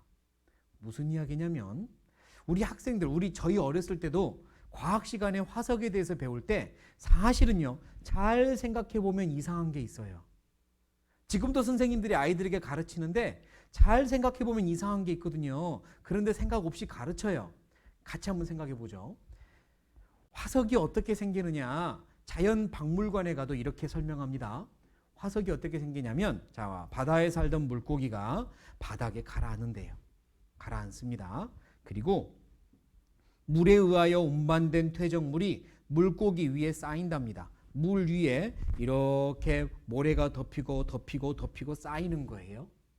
그 다음에 계속 쌓인 상태로 오랜 시간이 지나면 물고기의 몸체가 화석으로 변한답니다. 그리고 그게 나중에 물 위로 올라오면 사람이 발견하는 화석이래요. 우리 이렇게 배웠거든요. 맞습니까?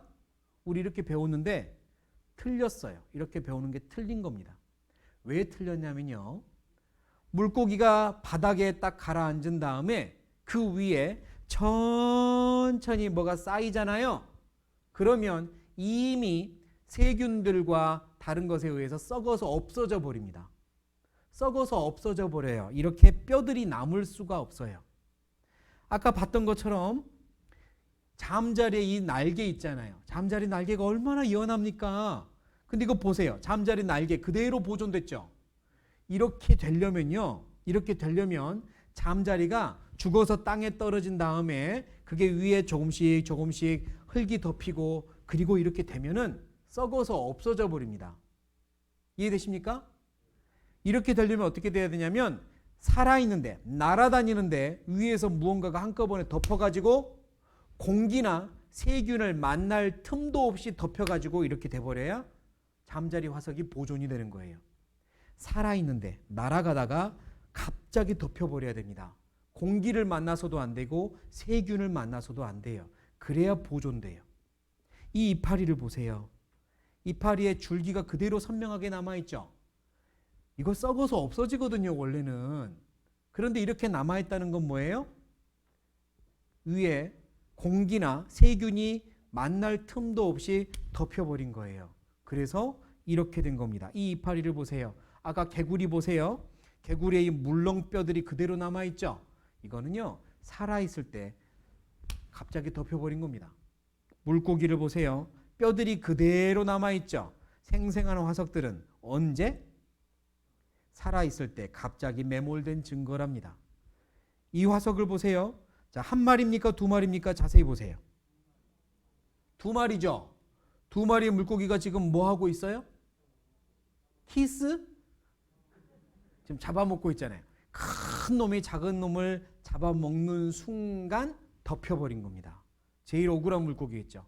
덮여버린 거예요. 살아있을 때. 그러니까 전 세계적으로 이렇게 화석들이 생생하게 보존됐다는 건 무슨 이야기냐? 엄청난 사건이 동시에 있었다는 이야기입니다. 살아있는데 한꺼번에 덮어버린 사건이 동시에 있었다는 거예요. 언제겠습니까? 노아의 홍수 사건 때. 땅이 갈라지면서 깊은 샘이 터쳐 올라오고 살아있는데 확 덮어버린 겁니다. 그래서 화석들이 이렇게 많은 거고, 그래서 많은 화석들이 한꺼번에 모여 있는 겁니다. 물에 의해서 한꺼번에 쓸리면서 덮어버리고 공기나 세균이 들어갈 틈도 없었던 거예요. 아까 안데스 산맥 위에 조개 화석들은 입을 벌리지 않고 위에 있었죠? 왜요? 살아있는데 그대로 덮여버렸고 그 후에 융기돼서 올라갔거든요. 그러니까 이 화석들은 무엇을 우리에게 설명하고 있냐면, 전 세계적으로 벌어진 노아의 홍수 사건은 사실입니다. 있었습니다. 이걸 설명하고 있는 겁니다. 화석이 우리에게 이야기하고 있어요. 또한 하나님은 우리에게 또 다른 기가 막힌 걸 설명을 해주고 있는데요. 무엇을 설명하고 있냐면, 자, 제가 읽어볼게요. 물이 땅에서 물러가고 점점 물러가서 150일 후에 감하고 7월 곧 그달 17일에 방주가 어디 머물렀답니까? 아라랏산에 머물렀으며 물이 점점 줄어드니까 산봉우리가 나올 거 아니에요. 그런데 배가 가다가 산 봉우리에 턱 하고 걸쳤답니다. 근데 그 산의 이름이 아라랏산이래요. 찾아가 봐야죠. 진짜로 산이 있으면 찾아가 봐야죠. 그곳에 진짜로 노아의 방주가 걸쳤던, 그곳에 머물렀던 흔적이라도 있는지 한번 찾아가 봐야죠. 아라랏산이 어디 있나 하고 지도를 펴놓고 봤더니 실제로 있습니다. 이름도 변하지 않았어요. 아라랏산 그대로 있어요. 아까 티그리스 강과 유프라데스 강이 흐르는 에덴 동산 옛날 자리에서 멀지 않아요. 여기 있습니다. 터키라고 하는 나라의 국경 지역에 있어요. 이렇게 생겼습니다. 얼른 보면 높아 보여요? 낮아 보여요? 높아 보입니까? 저는 아무리 봐도 낮아 보이던데. 그런데요, 이 산이 5,000m가 넘습니다. 우리나라의 제일 높은 산이 3,000m가 안 넘거든요. 2배나 되죠. 5,000m가 넘습니다. 그래서 이 위에 있는 이 하얀 건 눈인데요, 1년 12달 녹지를 않아요. 그 위에는 하도 추우니까. 그런데 이곳이 아라랏산인데요, 옛날부터 산을 좋아하는 사람들은 높은 산을 올라갔다가 내려오는 등반을 많이 했죠. 등반가들이 있었습니다. 아라랏산도 올라가고 에베레스트 산도 올라가고 그랬던 사람들이 있는데요, 산을 좋아하는 등반가들 사이에서 이상한 소문이 돌았어요. 어떤 소문이 돌았냐면, 다른 산에서는 그런 소문이 없는데 아라랏산에서만 소문이 있어요. 나 거기 올라갔다가 이상한 것 봤다? 이러는 거예요. 산에 올라갔다가 내려온 사람들 중에 일부가 나 이상한 것 봤다 그러는 거예요. 또 그곳을 비행기 타고 지나가던 조종사 중에 나 아라랏산 지나갈 때 이상한 것 봤다? 이러는 거예요. 다른 산에서는 없는 이야기가. 그래서 한 과학 잡지사에서 기자를 보냅니다. 무언가를 아라랏산에서 봤다는 사람들 다 만나고 와. 그리고 어디서 무엇을 봤는지 정확하게 조사하고 그려와 그런 거예요. 그래서 이 기자가요, 사람들을 다 만나고 다녔습니다. 선생님, 어디서 뭘 보셨는데요? 그리고 다 만나가지고 장소를 받아 적고 이왕이면 생긴 거 그려주세요 해서 그림까지 받아 적었습니다. 그리고 잡지에 냈어요. 놀라운 건 그들이 보았던, 아라랏산에서 무언가를 보았던 장소가 거의 다 똑같습니다. 똑같은 장소에서 그림을 그렸는데 보는 위치에 따라서 조금씩 다르겠죠? 그런데 그림이 거의 다 똑같아요. 나무로 만든 무언가가 아라랏산에 있었다고 다 이야기하는 거예요. 그 사람들은 서로 알던 사람들도 아니고 짜고 말하는 것도 아닙니다. 서로 모르는 사람들이 말하는 거예요. 아라랏산에서 무언가를 봤대요. 많은 사람들이요. 재판장님, 내 이럴 줄 알았어요. 우리 재판장님들 이제 잊어먹고 있을 줄 알았어요. 다시 한번. 재판장님, 자, 여러분이 재판을 한다고 생각해 보세요. 재판을 한다고 생각하시고, 예를 들어서 여기 중에 몇 명이 저한테 그럽니다. 목사님, 어저께 밤 11시에 어디 있었어요? 저한테 그래요. 그래서 제가 어젯밤 11시면 저는 제 방에 있었는데요? 제가 이랬거든요. 그랬는데 아닌데 내가 11시에 저기 시내에 있는 술집에서 봤는데 이래요. 저를. 한 사람만 그런 게 아니에요. 한 5사람이 나도 그 시간에 목사님 들어가는 거 봤어요. 11시 10분에 나는 나오는 거 봤어요. 나는 거기에 친구 찾으러 갔다가 목사님 앉아있는 거 봤는데 5명이 이야기했어요. 저한테. 나 봤다고. 근데 저는 나 거기 없었다고. 나는 내 방에 있었다고 그래요. 자, 재판장님, 여러분은 뭐라고 판결하겠습니까? 내가 11시에 술집에 있었다 없었다? 네? 왜요? 5사람이 이야기하니까. 맞죠? 5사람이 서로 짠 것도 아니고 비슷하게 이야기해버리면 믿을 수밖에 없는 거예요. 거짓이 아닌 거죠. 그런데 이걸 보세요. 아라랏산에서 뭔가를 봤대요. 그려달라고 하니까 정확하게 그렸는데 장소와 생김새가 비슷해요. 그 말은 뭐예요? 아라랏산에 올라가면 뭔가 있다 없다? 있다. 나무로 만든 무언가가 있다는 겁니다. 그리고 과학이 발달하면서 인공위성으로 사진을 찍다가요, 거기서 또 산속에 있는 것들을 찍어냅니다. 확대를 해봤더니요, 잘 안 보이실 수도 있지만 나무로 만든 커다란 물체가 이 박혀 있는 게 나왔어요. 나무로 만든 게 찍힙니다. 나무로 만든 큰 물체가 찍혔어요. 아라랏산에 눈이 특히나 많이 녹는 그 시간대에 그 장소에서 나무로 만들어 놓은 큰 게 찍힙니다. 그게 뭘까요? 그게 뭐겠습니까? 어떤 사람들이 탐사대가 들어가서 그 나무 표본을 가지고 와 조사해 보니 잣나무고요. 성경에서 말하는 노아의 홍수 재료랑 똑같다는 겁니다. 뭘까요? 그게 만약 노아의 홍수 그때 멈춘 방주가 아니라면 그게 도대체 뭘까요? 노아의 방주 탐사팀 방한 기자회견. 우리가 가서 봤습니다. 틀림없는 노아의 방주랑 똑같습니다. 라고 말하는 이 탐사대가 우리나라에도 와서 기자회견도 했습니다. 노아의 방주가 지금도 아라랏산에 그 눈 속에 천연 냉장고 속에 보존되어 있습니다. 그래서 하나님이 자신 있게 아라랏산에 방주가 멈췄다고 이야기하는 거예요. 하나님은 그곳에 방주가 있다는 걸 어떻게 알았을까요? 제가 여러분이 재판장이니까 범인 한 명 잡아달라고 제가 사건 하나를 의뢰하겠습니다. 범인 좀 잡아주세요. 저한테 있었던 일이에요. 실제로 꼭 좀 잡아주세요. 저 어렸을 때 일어난 일입니다. 6학년 때입니다. 6학년 때 제가요 게임에 빠졌었어요. 그 당시는 오락실이라고 불렀습니다. 기억나시죠? 오락에 빠져가지고요. 눈만 감으면 제 앞에서 막 이 뿅뿅뿅뿅 하는 거예요. 빠져가지고. 그래서 돈만 생기면 오락실에 갔거든요. 그래서 어머니 아버지가 이놈 이러다가 안 되겠다 싶어서 이렇게도 해보고 저렇게도 해보는데 안 되는 거예요.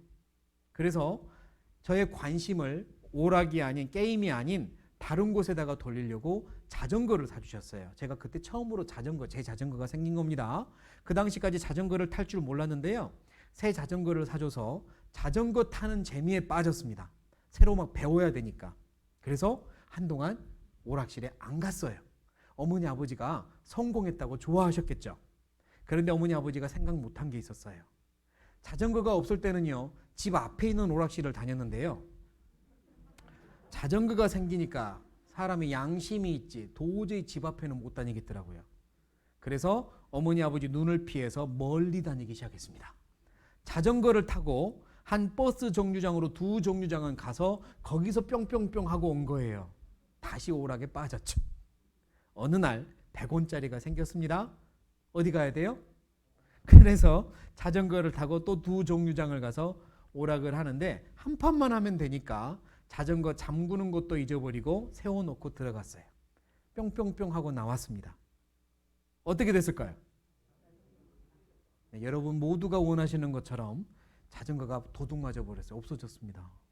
새 자전거인데 어떻게 해요? 찾아봐도 없잖아요.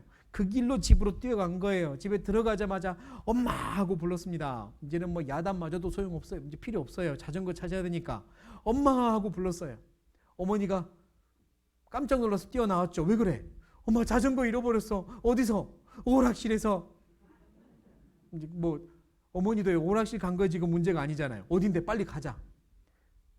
두 정류장을 갑니다. 이놈아 멀리도 갔다 하면서 따라왔죠. 그리고 거기 도착했어요. 뭐 어머니가 온다고 없던 자전거 생깁니까? 주인장을 불렀습니다. 제 아들이 자전거 잃어버렸는데 혹시 봤냐고. 주인장도 모르죠 당연히.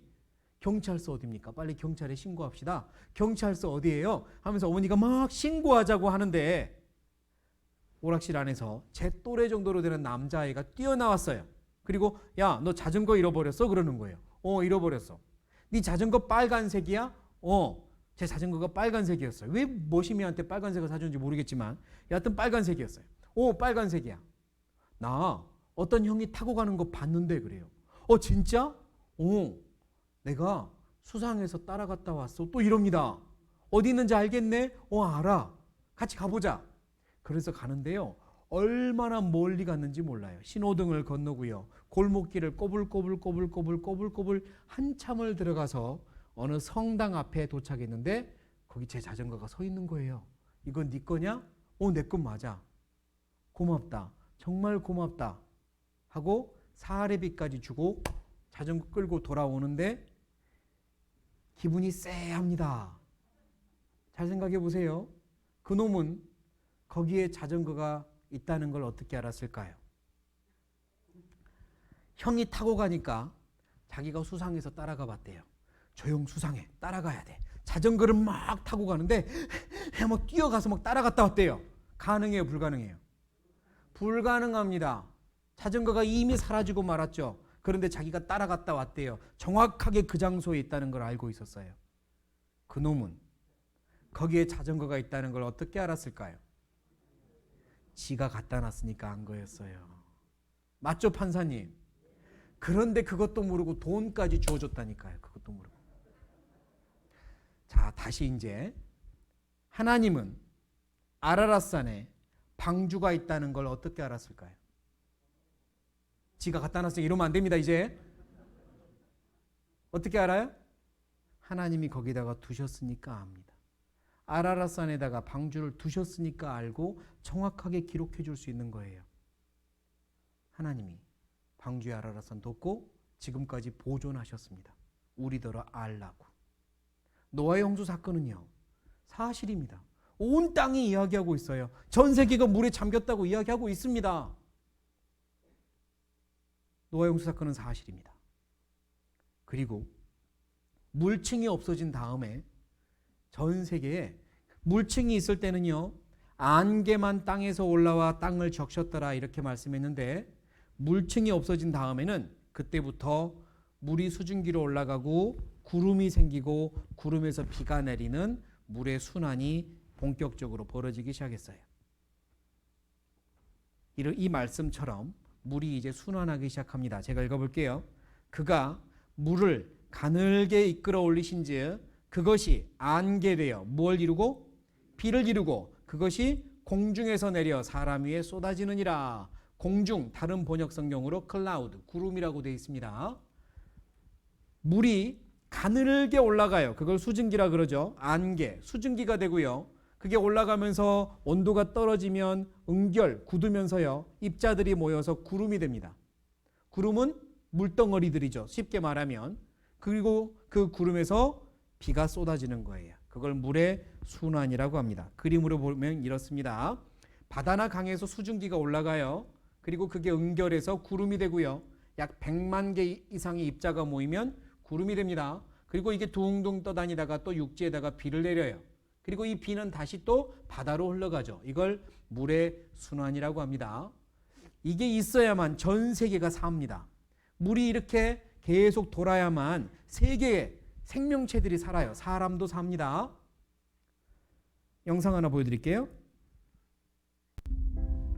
That natural, seemingly inevitable process of turning the oceans into rain, it's the very essence of life itself on Earth. Without it, there would be no rivers, no groundwater, no plants, no animals. The continents would be dead. 네, 짧지만 물의 순환, 이건 너무 당연해 보이지만 아주 필요한 거고, 이게 없으면 땅은 말라버리고 생명체가 없을 거라고 이야기하죠. 매우 중요한 겁니다. 그런데요, 이 당연한 사실을 과학자들이 언제 알았느냐? 언제 알았을까요? 오래전부터 알았을까요? 아니에요. 성경은 방금 읽은 욥기처럼 3,500년 전에 이야기하셨거든요. 물이 순환한다. 바닷물이 올라가서 비가 되고 내린다. 3,500년 전에 이야기했어요. 노아 홍수 다음부터 이런 일이 벌어지도록 하나님이 만들어 놓으셨거든요. 그런데 과학자들이 알게 된 건 얼마 안 됩니다. 물이 어떻게 지구를 순환하는가? 연구 결과를 보니까요, 1500년경에 살았던 레오나르도 다빈치라는 사람이 물이 순환한다는 이야기를 과학적으로 처음 이야기했대요. 지금부터 500년 전쯤에 처음 이야기를 시작합니다. 그리고 증발하고 응결하고 물이 내리고 물의 순환이 한다는 건 19세기 중엽 이후 지금부터 약 200년 전에 과학자들이 이야기를 제대로 했어요. 200년 전쯤에 물이 바닷물이 올라가서 구름이 되고 떨어진다는 걸 200년 전쯤에 이야기합니다. 이 중요한 걸, 사람이 사는데 너무 중요한 걸. 그 전까지는 뭐라고 알았냐면, 구름은 바닷물이 올라가 가지고 보이진 않지만 올라가서 구름이 됐다고 생각하지 않고 공기가 젖어서 공기가 젖어서 구름 된다고 생각했어요. 틀렸거든요. 성경은 정확하게 말씀합니다. 바닷물이 올라가서 비가 되어 내린다고 3,500년 전에 이 중요한 사건을 설명해 주고 있고 과학자들은 최근에 알아냈습니다. 과학이 빠릅니까? 성경이 빠릅니까? 성경이 빨라요. 하나님이 이렇게 해두셨어요. 노아의 홍수 사건이 사실이면 이 말씀이 사실입니다. 여호와께서 사람의 죄악이 세상의 관영함과 그 마음의 생각의 모든 계획이 항상 악할 뿐임을 보시고 이 말씀이 사실이에요. 하나님은 무엇을 보신다? 따라해 보시겠습니다. 마음, 생각, 계획. 하나님은 마음, 생각, 계획을 보신다. 이게 사실이란 말이에요. 세상이 물에 잠겼다. 그게 사실인 것처럼 하나님은 마음, 생각, 계획을 보신다. 그게 사실이고요. 하나님이 죄인들을 심판하셨다. 그게 사실인 것처럼 하나님은 앞으로도 죄인은, 돌이키지 않는 죄인은, 끝까지 고집 부리는 죄인은 심판하신다. 그게 사실입니다. 남의 문제입니까? 나의 문제입니까? 이게 중요해요. 남의 문제라고 생각하시면 100번을 들어도 자기 거 안 됩니다. 나의 문제예요. 내 영혼의 문제입니다. 하나님이 나를 만드셨어요. 내 영혼을 만드셨어요. 나를 소중하게 여기세요. 내 마음도 보고 계세요. 그리고 나를 기다리고 계세요. 이건 나의 문제입니다. 남의 문제가 아니에요. 하나님을 알지 못하면, 하나님이 나를 왜 만드셨는지 알지 못하면, 나에게 영혼이 있다는 걸 알지 못하면 왜 사십니까? 라고 물어볼 때 정확하게 답을 하지 못해요. 왜 사십니까? 라고 물어볼 때요, 자기에게 영혼이 있다는 걸 알지 못하면 정확하게 답을 하지 못하고 제가 보여드리는 이 영상처럼 아마 많은 사람들이 대답할 겁니다. 어떤 유튜브를 찍는 사람이요, 지나가는 사람들한테 물어보는 거예요. 선생님, 학생 왜 살아요? 이렇게 간단한 질문인데 대답을 어떻게 했을까요? 한번 보시죠. 왜 살아요? 그러게요. 저 잘 모르겠는데. 왜 살아요? 먹기 위해 살아요. 먹기 위해서. 왜 살아요? 그냥 편하게. 왜 그런 것 같아요? 죽는 게 무서워서요. 고마워요. 혹시 네. 그러니까 왜 살아요? 먹고 살려고. 먹고 살려고. 네. 혹시 왜 살아요? 난 질문 했을 때 어떻게 대답하실 거예요? 그냥 왜 사냐고요?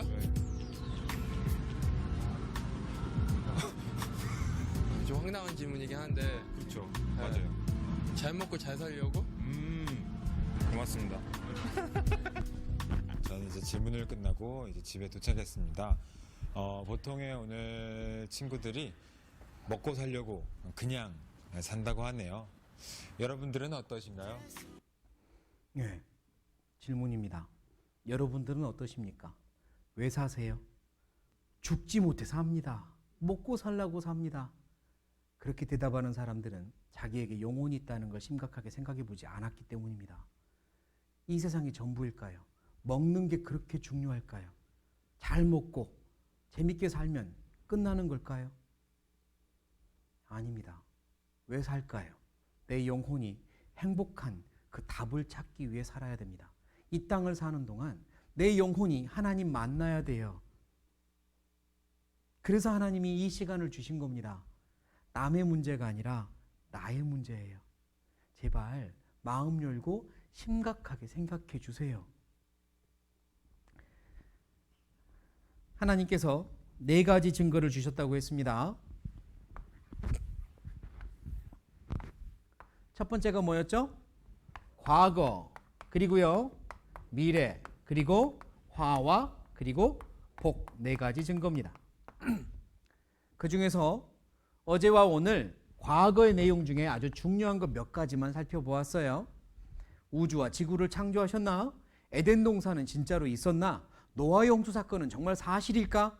그런 것들을 오늘까지 보았습니다. 내일은요, 하나님이 증인을 부릅니다. 누구를 부른다고요? 증인을 부를 거예요. 재판장님, 내일은 증인을 데려와도 되겠습니까? 그러시오. 증인은 왔는데 재판장은 안 와요. 그런 일이 있을 수 있겠습니까? 말도 안 되죠. 내일은 증인을 부를 겁니다. 증인을 불러서 화와 복에 대한 증언을 시킬 거예요. 이 자리에 제가 누구를 데려오는 게 아니라 성경 안에 이미 증인이 있습니다. 성경 안에 증인이 있어요.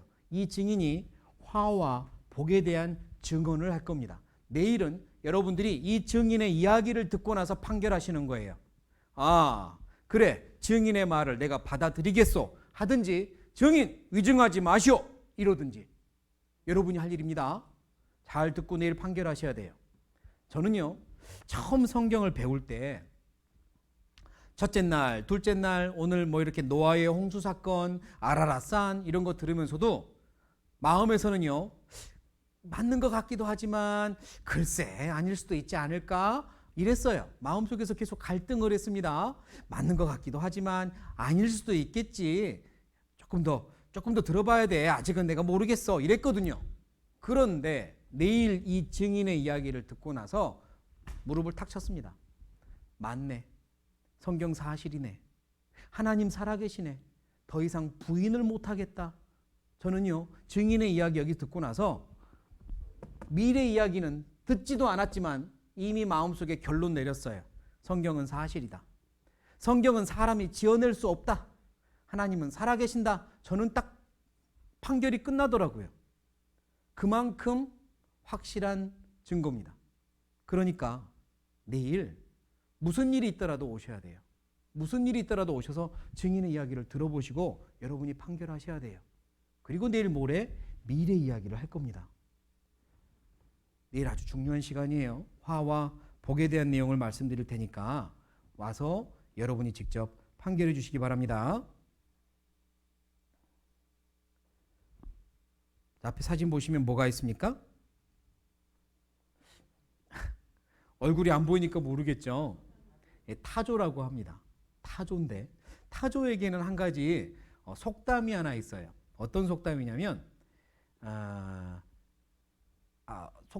타조는 위급할 때 얼굴을 땅에 파 묻어버린다는 속담이에요. 무슨 이야기냐면요, 타조가 이렇게 걸어다니는데 타조를 잡아먹으려고 맹수가, 호랑이나 사자 같은 맹수가 자기를 쫓아오는 거예요. 그러면 막 달려가겠죠. 도망가겠죠. 그런데 도무지 더 이상 못 도망가겠는 거예요. 그러면 그때 마지막에 하는 게 뭐냐? 얼굴을 묻어버린답니다. 그러면 쫓아오는 맹수가 보여요, 안 보여요? 자기 눈에 안 보이잖아요. 아, 이제 안 보이니까 살았다 이러는 거예요. 살았습니까? 죽습니까? 죽어요. 얼굴을 묻어버리면 나는 안 보이지만 맹수가 사라진 건 아니죠. 좋다고 와서 딱 물어버리는 거죠. 타조같이 어리석은 자가 되면 안 되잖아요. 무슨 이야기를 하고 싶냐면요, 이 문제, 성경이 사실이냐, 하나님이 살아계시냐, 나에게 영혼이 있느냐, 이 문제를 내가 생각하기 싫다고 눈 감아버리고 귀 막는다고 해서 이 문제가 사라지는 게 아닙니다. 하나님 나 생각하기 싫어, 그렇다고 해서 하나님이 사라집니까? 죽음 이후의 문제 생각하기 싫어, 그렇다고 해서 내가 자유롭습니까? 아니거든요. 이거는 내가 생각하기 싫다고 해서 눈 감아버릴 문제가 아니라는 거예요. 나는 별로 생각하기 싫다고 해서 숨어버릴 문제가 아니에요. 하나님이 내게 지금 오고 있습니다. 하나님이 내게 다가오세요. 그리고 알려주고 싶어 하세요. 조금만 마음을 열고 들어주라고 하세요. 하나님 계신다고, 영혼의 문제를 이 성경에서 확인할 수 있고 풀 수 있다고 지금 다가오고 계세요.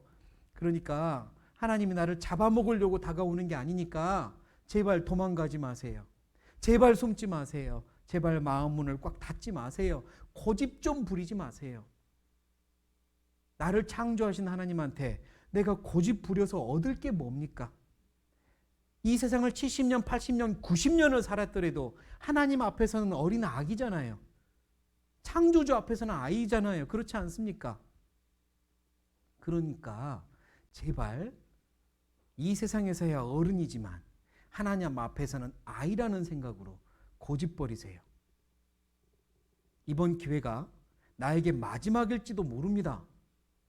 이번 기회가 마지막이라는 생각으로 잡으셔야 됩니다. 어떤 사람이 이렇게 말해요. 하필이면 지금 시국에서 이렇게 성경을 배우라고 하냐고. 지금 시국에. 예, 지금 시국이니까 꼭 해야만 되겠습니다. 지금 같은 시국이니까 이걸 안 할 수가 없네요. 왜요? 지금 같은 시국에 이 말씀이 꼭 필요한 분이 있을 테니까요. 마음이 허전하고 답답한 분들, 마음이 우울한 분들, 어떻게 해야 될지 모르겠는 분들, 지금 시국에 하나님 만나셔야 돼요. 거기에 답이 있으니까요. 이 시국에 꼭 해야 되기 때문에 하는 겁니다. 아무리 여러분 개인적으로 나는 교회가 싫어, 나는 교회 다닌 사람들 싫어, 그럴 수 있잖아요. 내가 아는 사람들 중에 사기치는 사람들, 교회 다닌 사람들이더라, 이럴 수도 있죠. 그런 경험을 할 수도 있겠습니다. 그렇다고 해서 성경까지 여러분이 배척해서는 안 됩니다. 무슨 이야기냐면 내가 뉴스를 보니까 어떤 의사가 못된 짓 했더라, 의사가 환자한테 못된 짓 했더라, 이런 뉴스를 본 거예요. 그래서 그 사람이 하는 말이 난 앞으로 병원 안 갈 거야, 이렇게 말합니다. 맞는 말입니까? 틀린 말입니까? 의사가 못된 짓을 했기 때문에 병원 자체를 안 간대요. 틀렸습니다. 그렇기 때문에 내가 현명하게 선택해서 올바른 병원을 찾아가야죠. 맞습니까? 올바른 병원을 찾아간다고 생각해야지 앞으로 병원은 절대 내가 발도 들여놓지 않을 거야. 틀렸다니까요. 개인적으로 교회가 마음에 안 들 수도 있고 교회를 다닌 사람이 마음에 안 들 수도 있지만 그렇다고 해서 성경도 관심을 갖지 않겠다고 결심하는 건 틀린 겁니다. 그러니까 잘 선택하셔야 돼요. 말씀을 들어보시고 교회 다니자는 말씀이 아니니까요. 맞는지 틀리는지 여러분이 재판장이 돼서 잘 결정하시면 되는 거예요. 무작정 나는 싫어, 그게 어리석은 거니까요. 그러니까 현명한 결정하시기 바랍니다.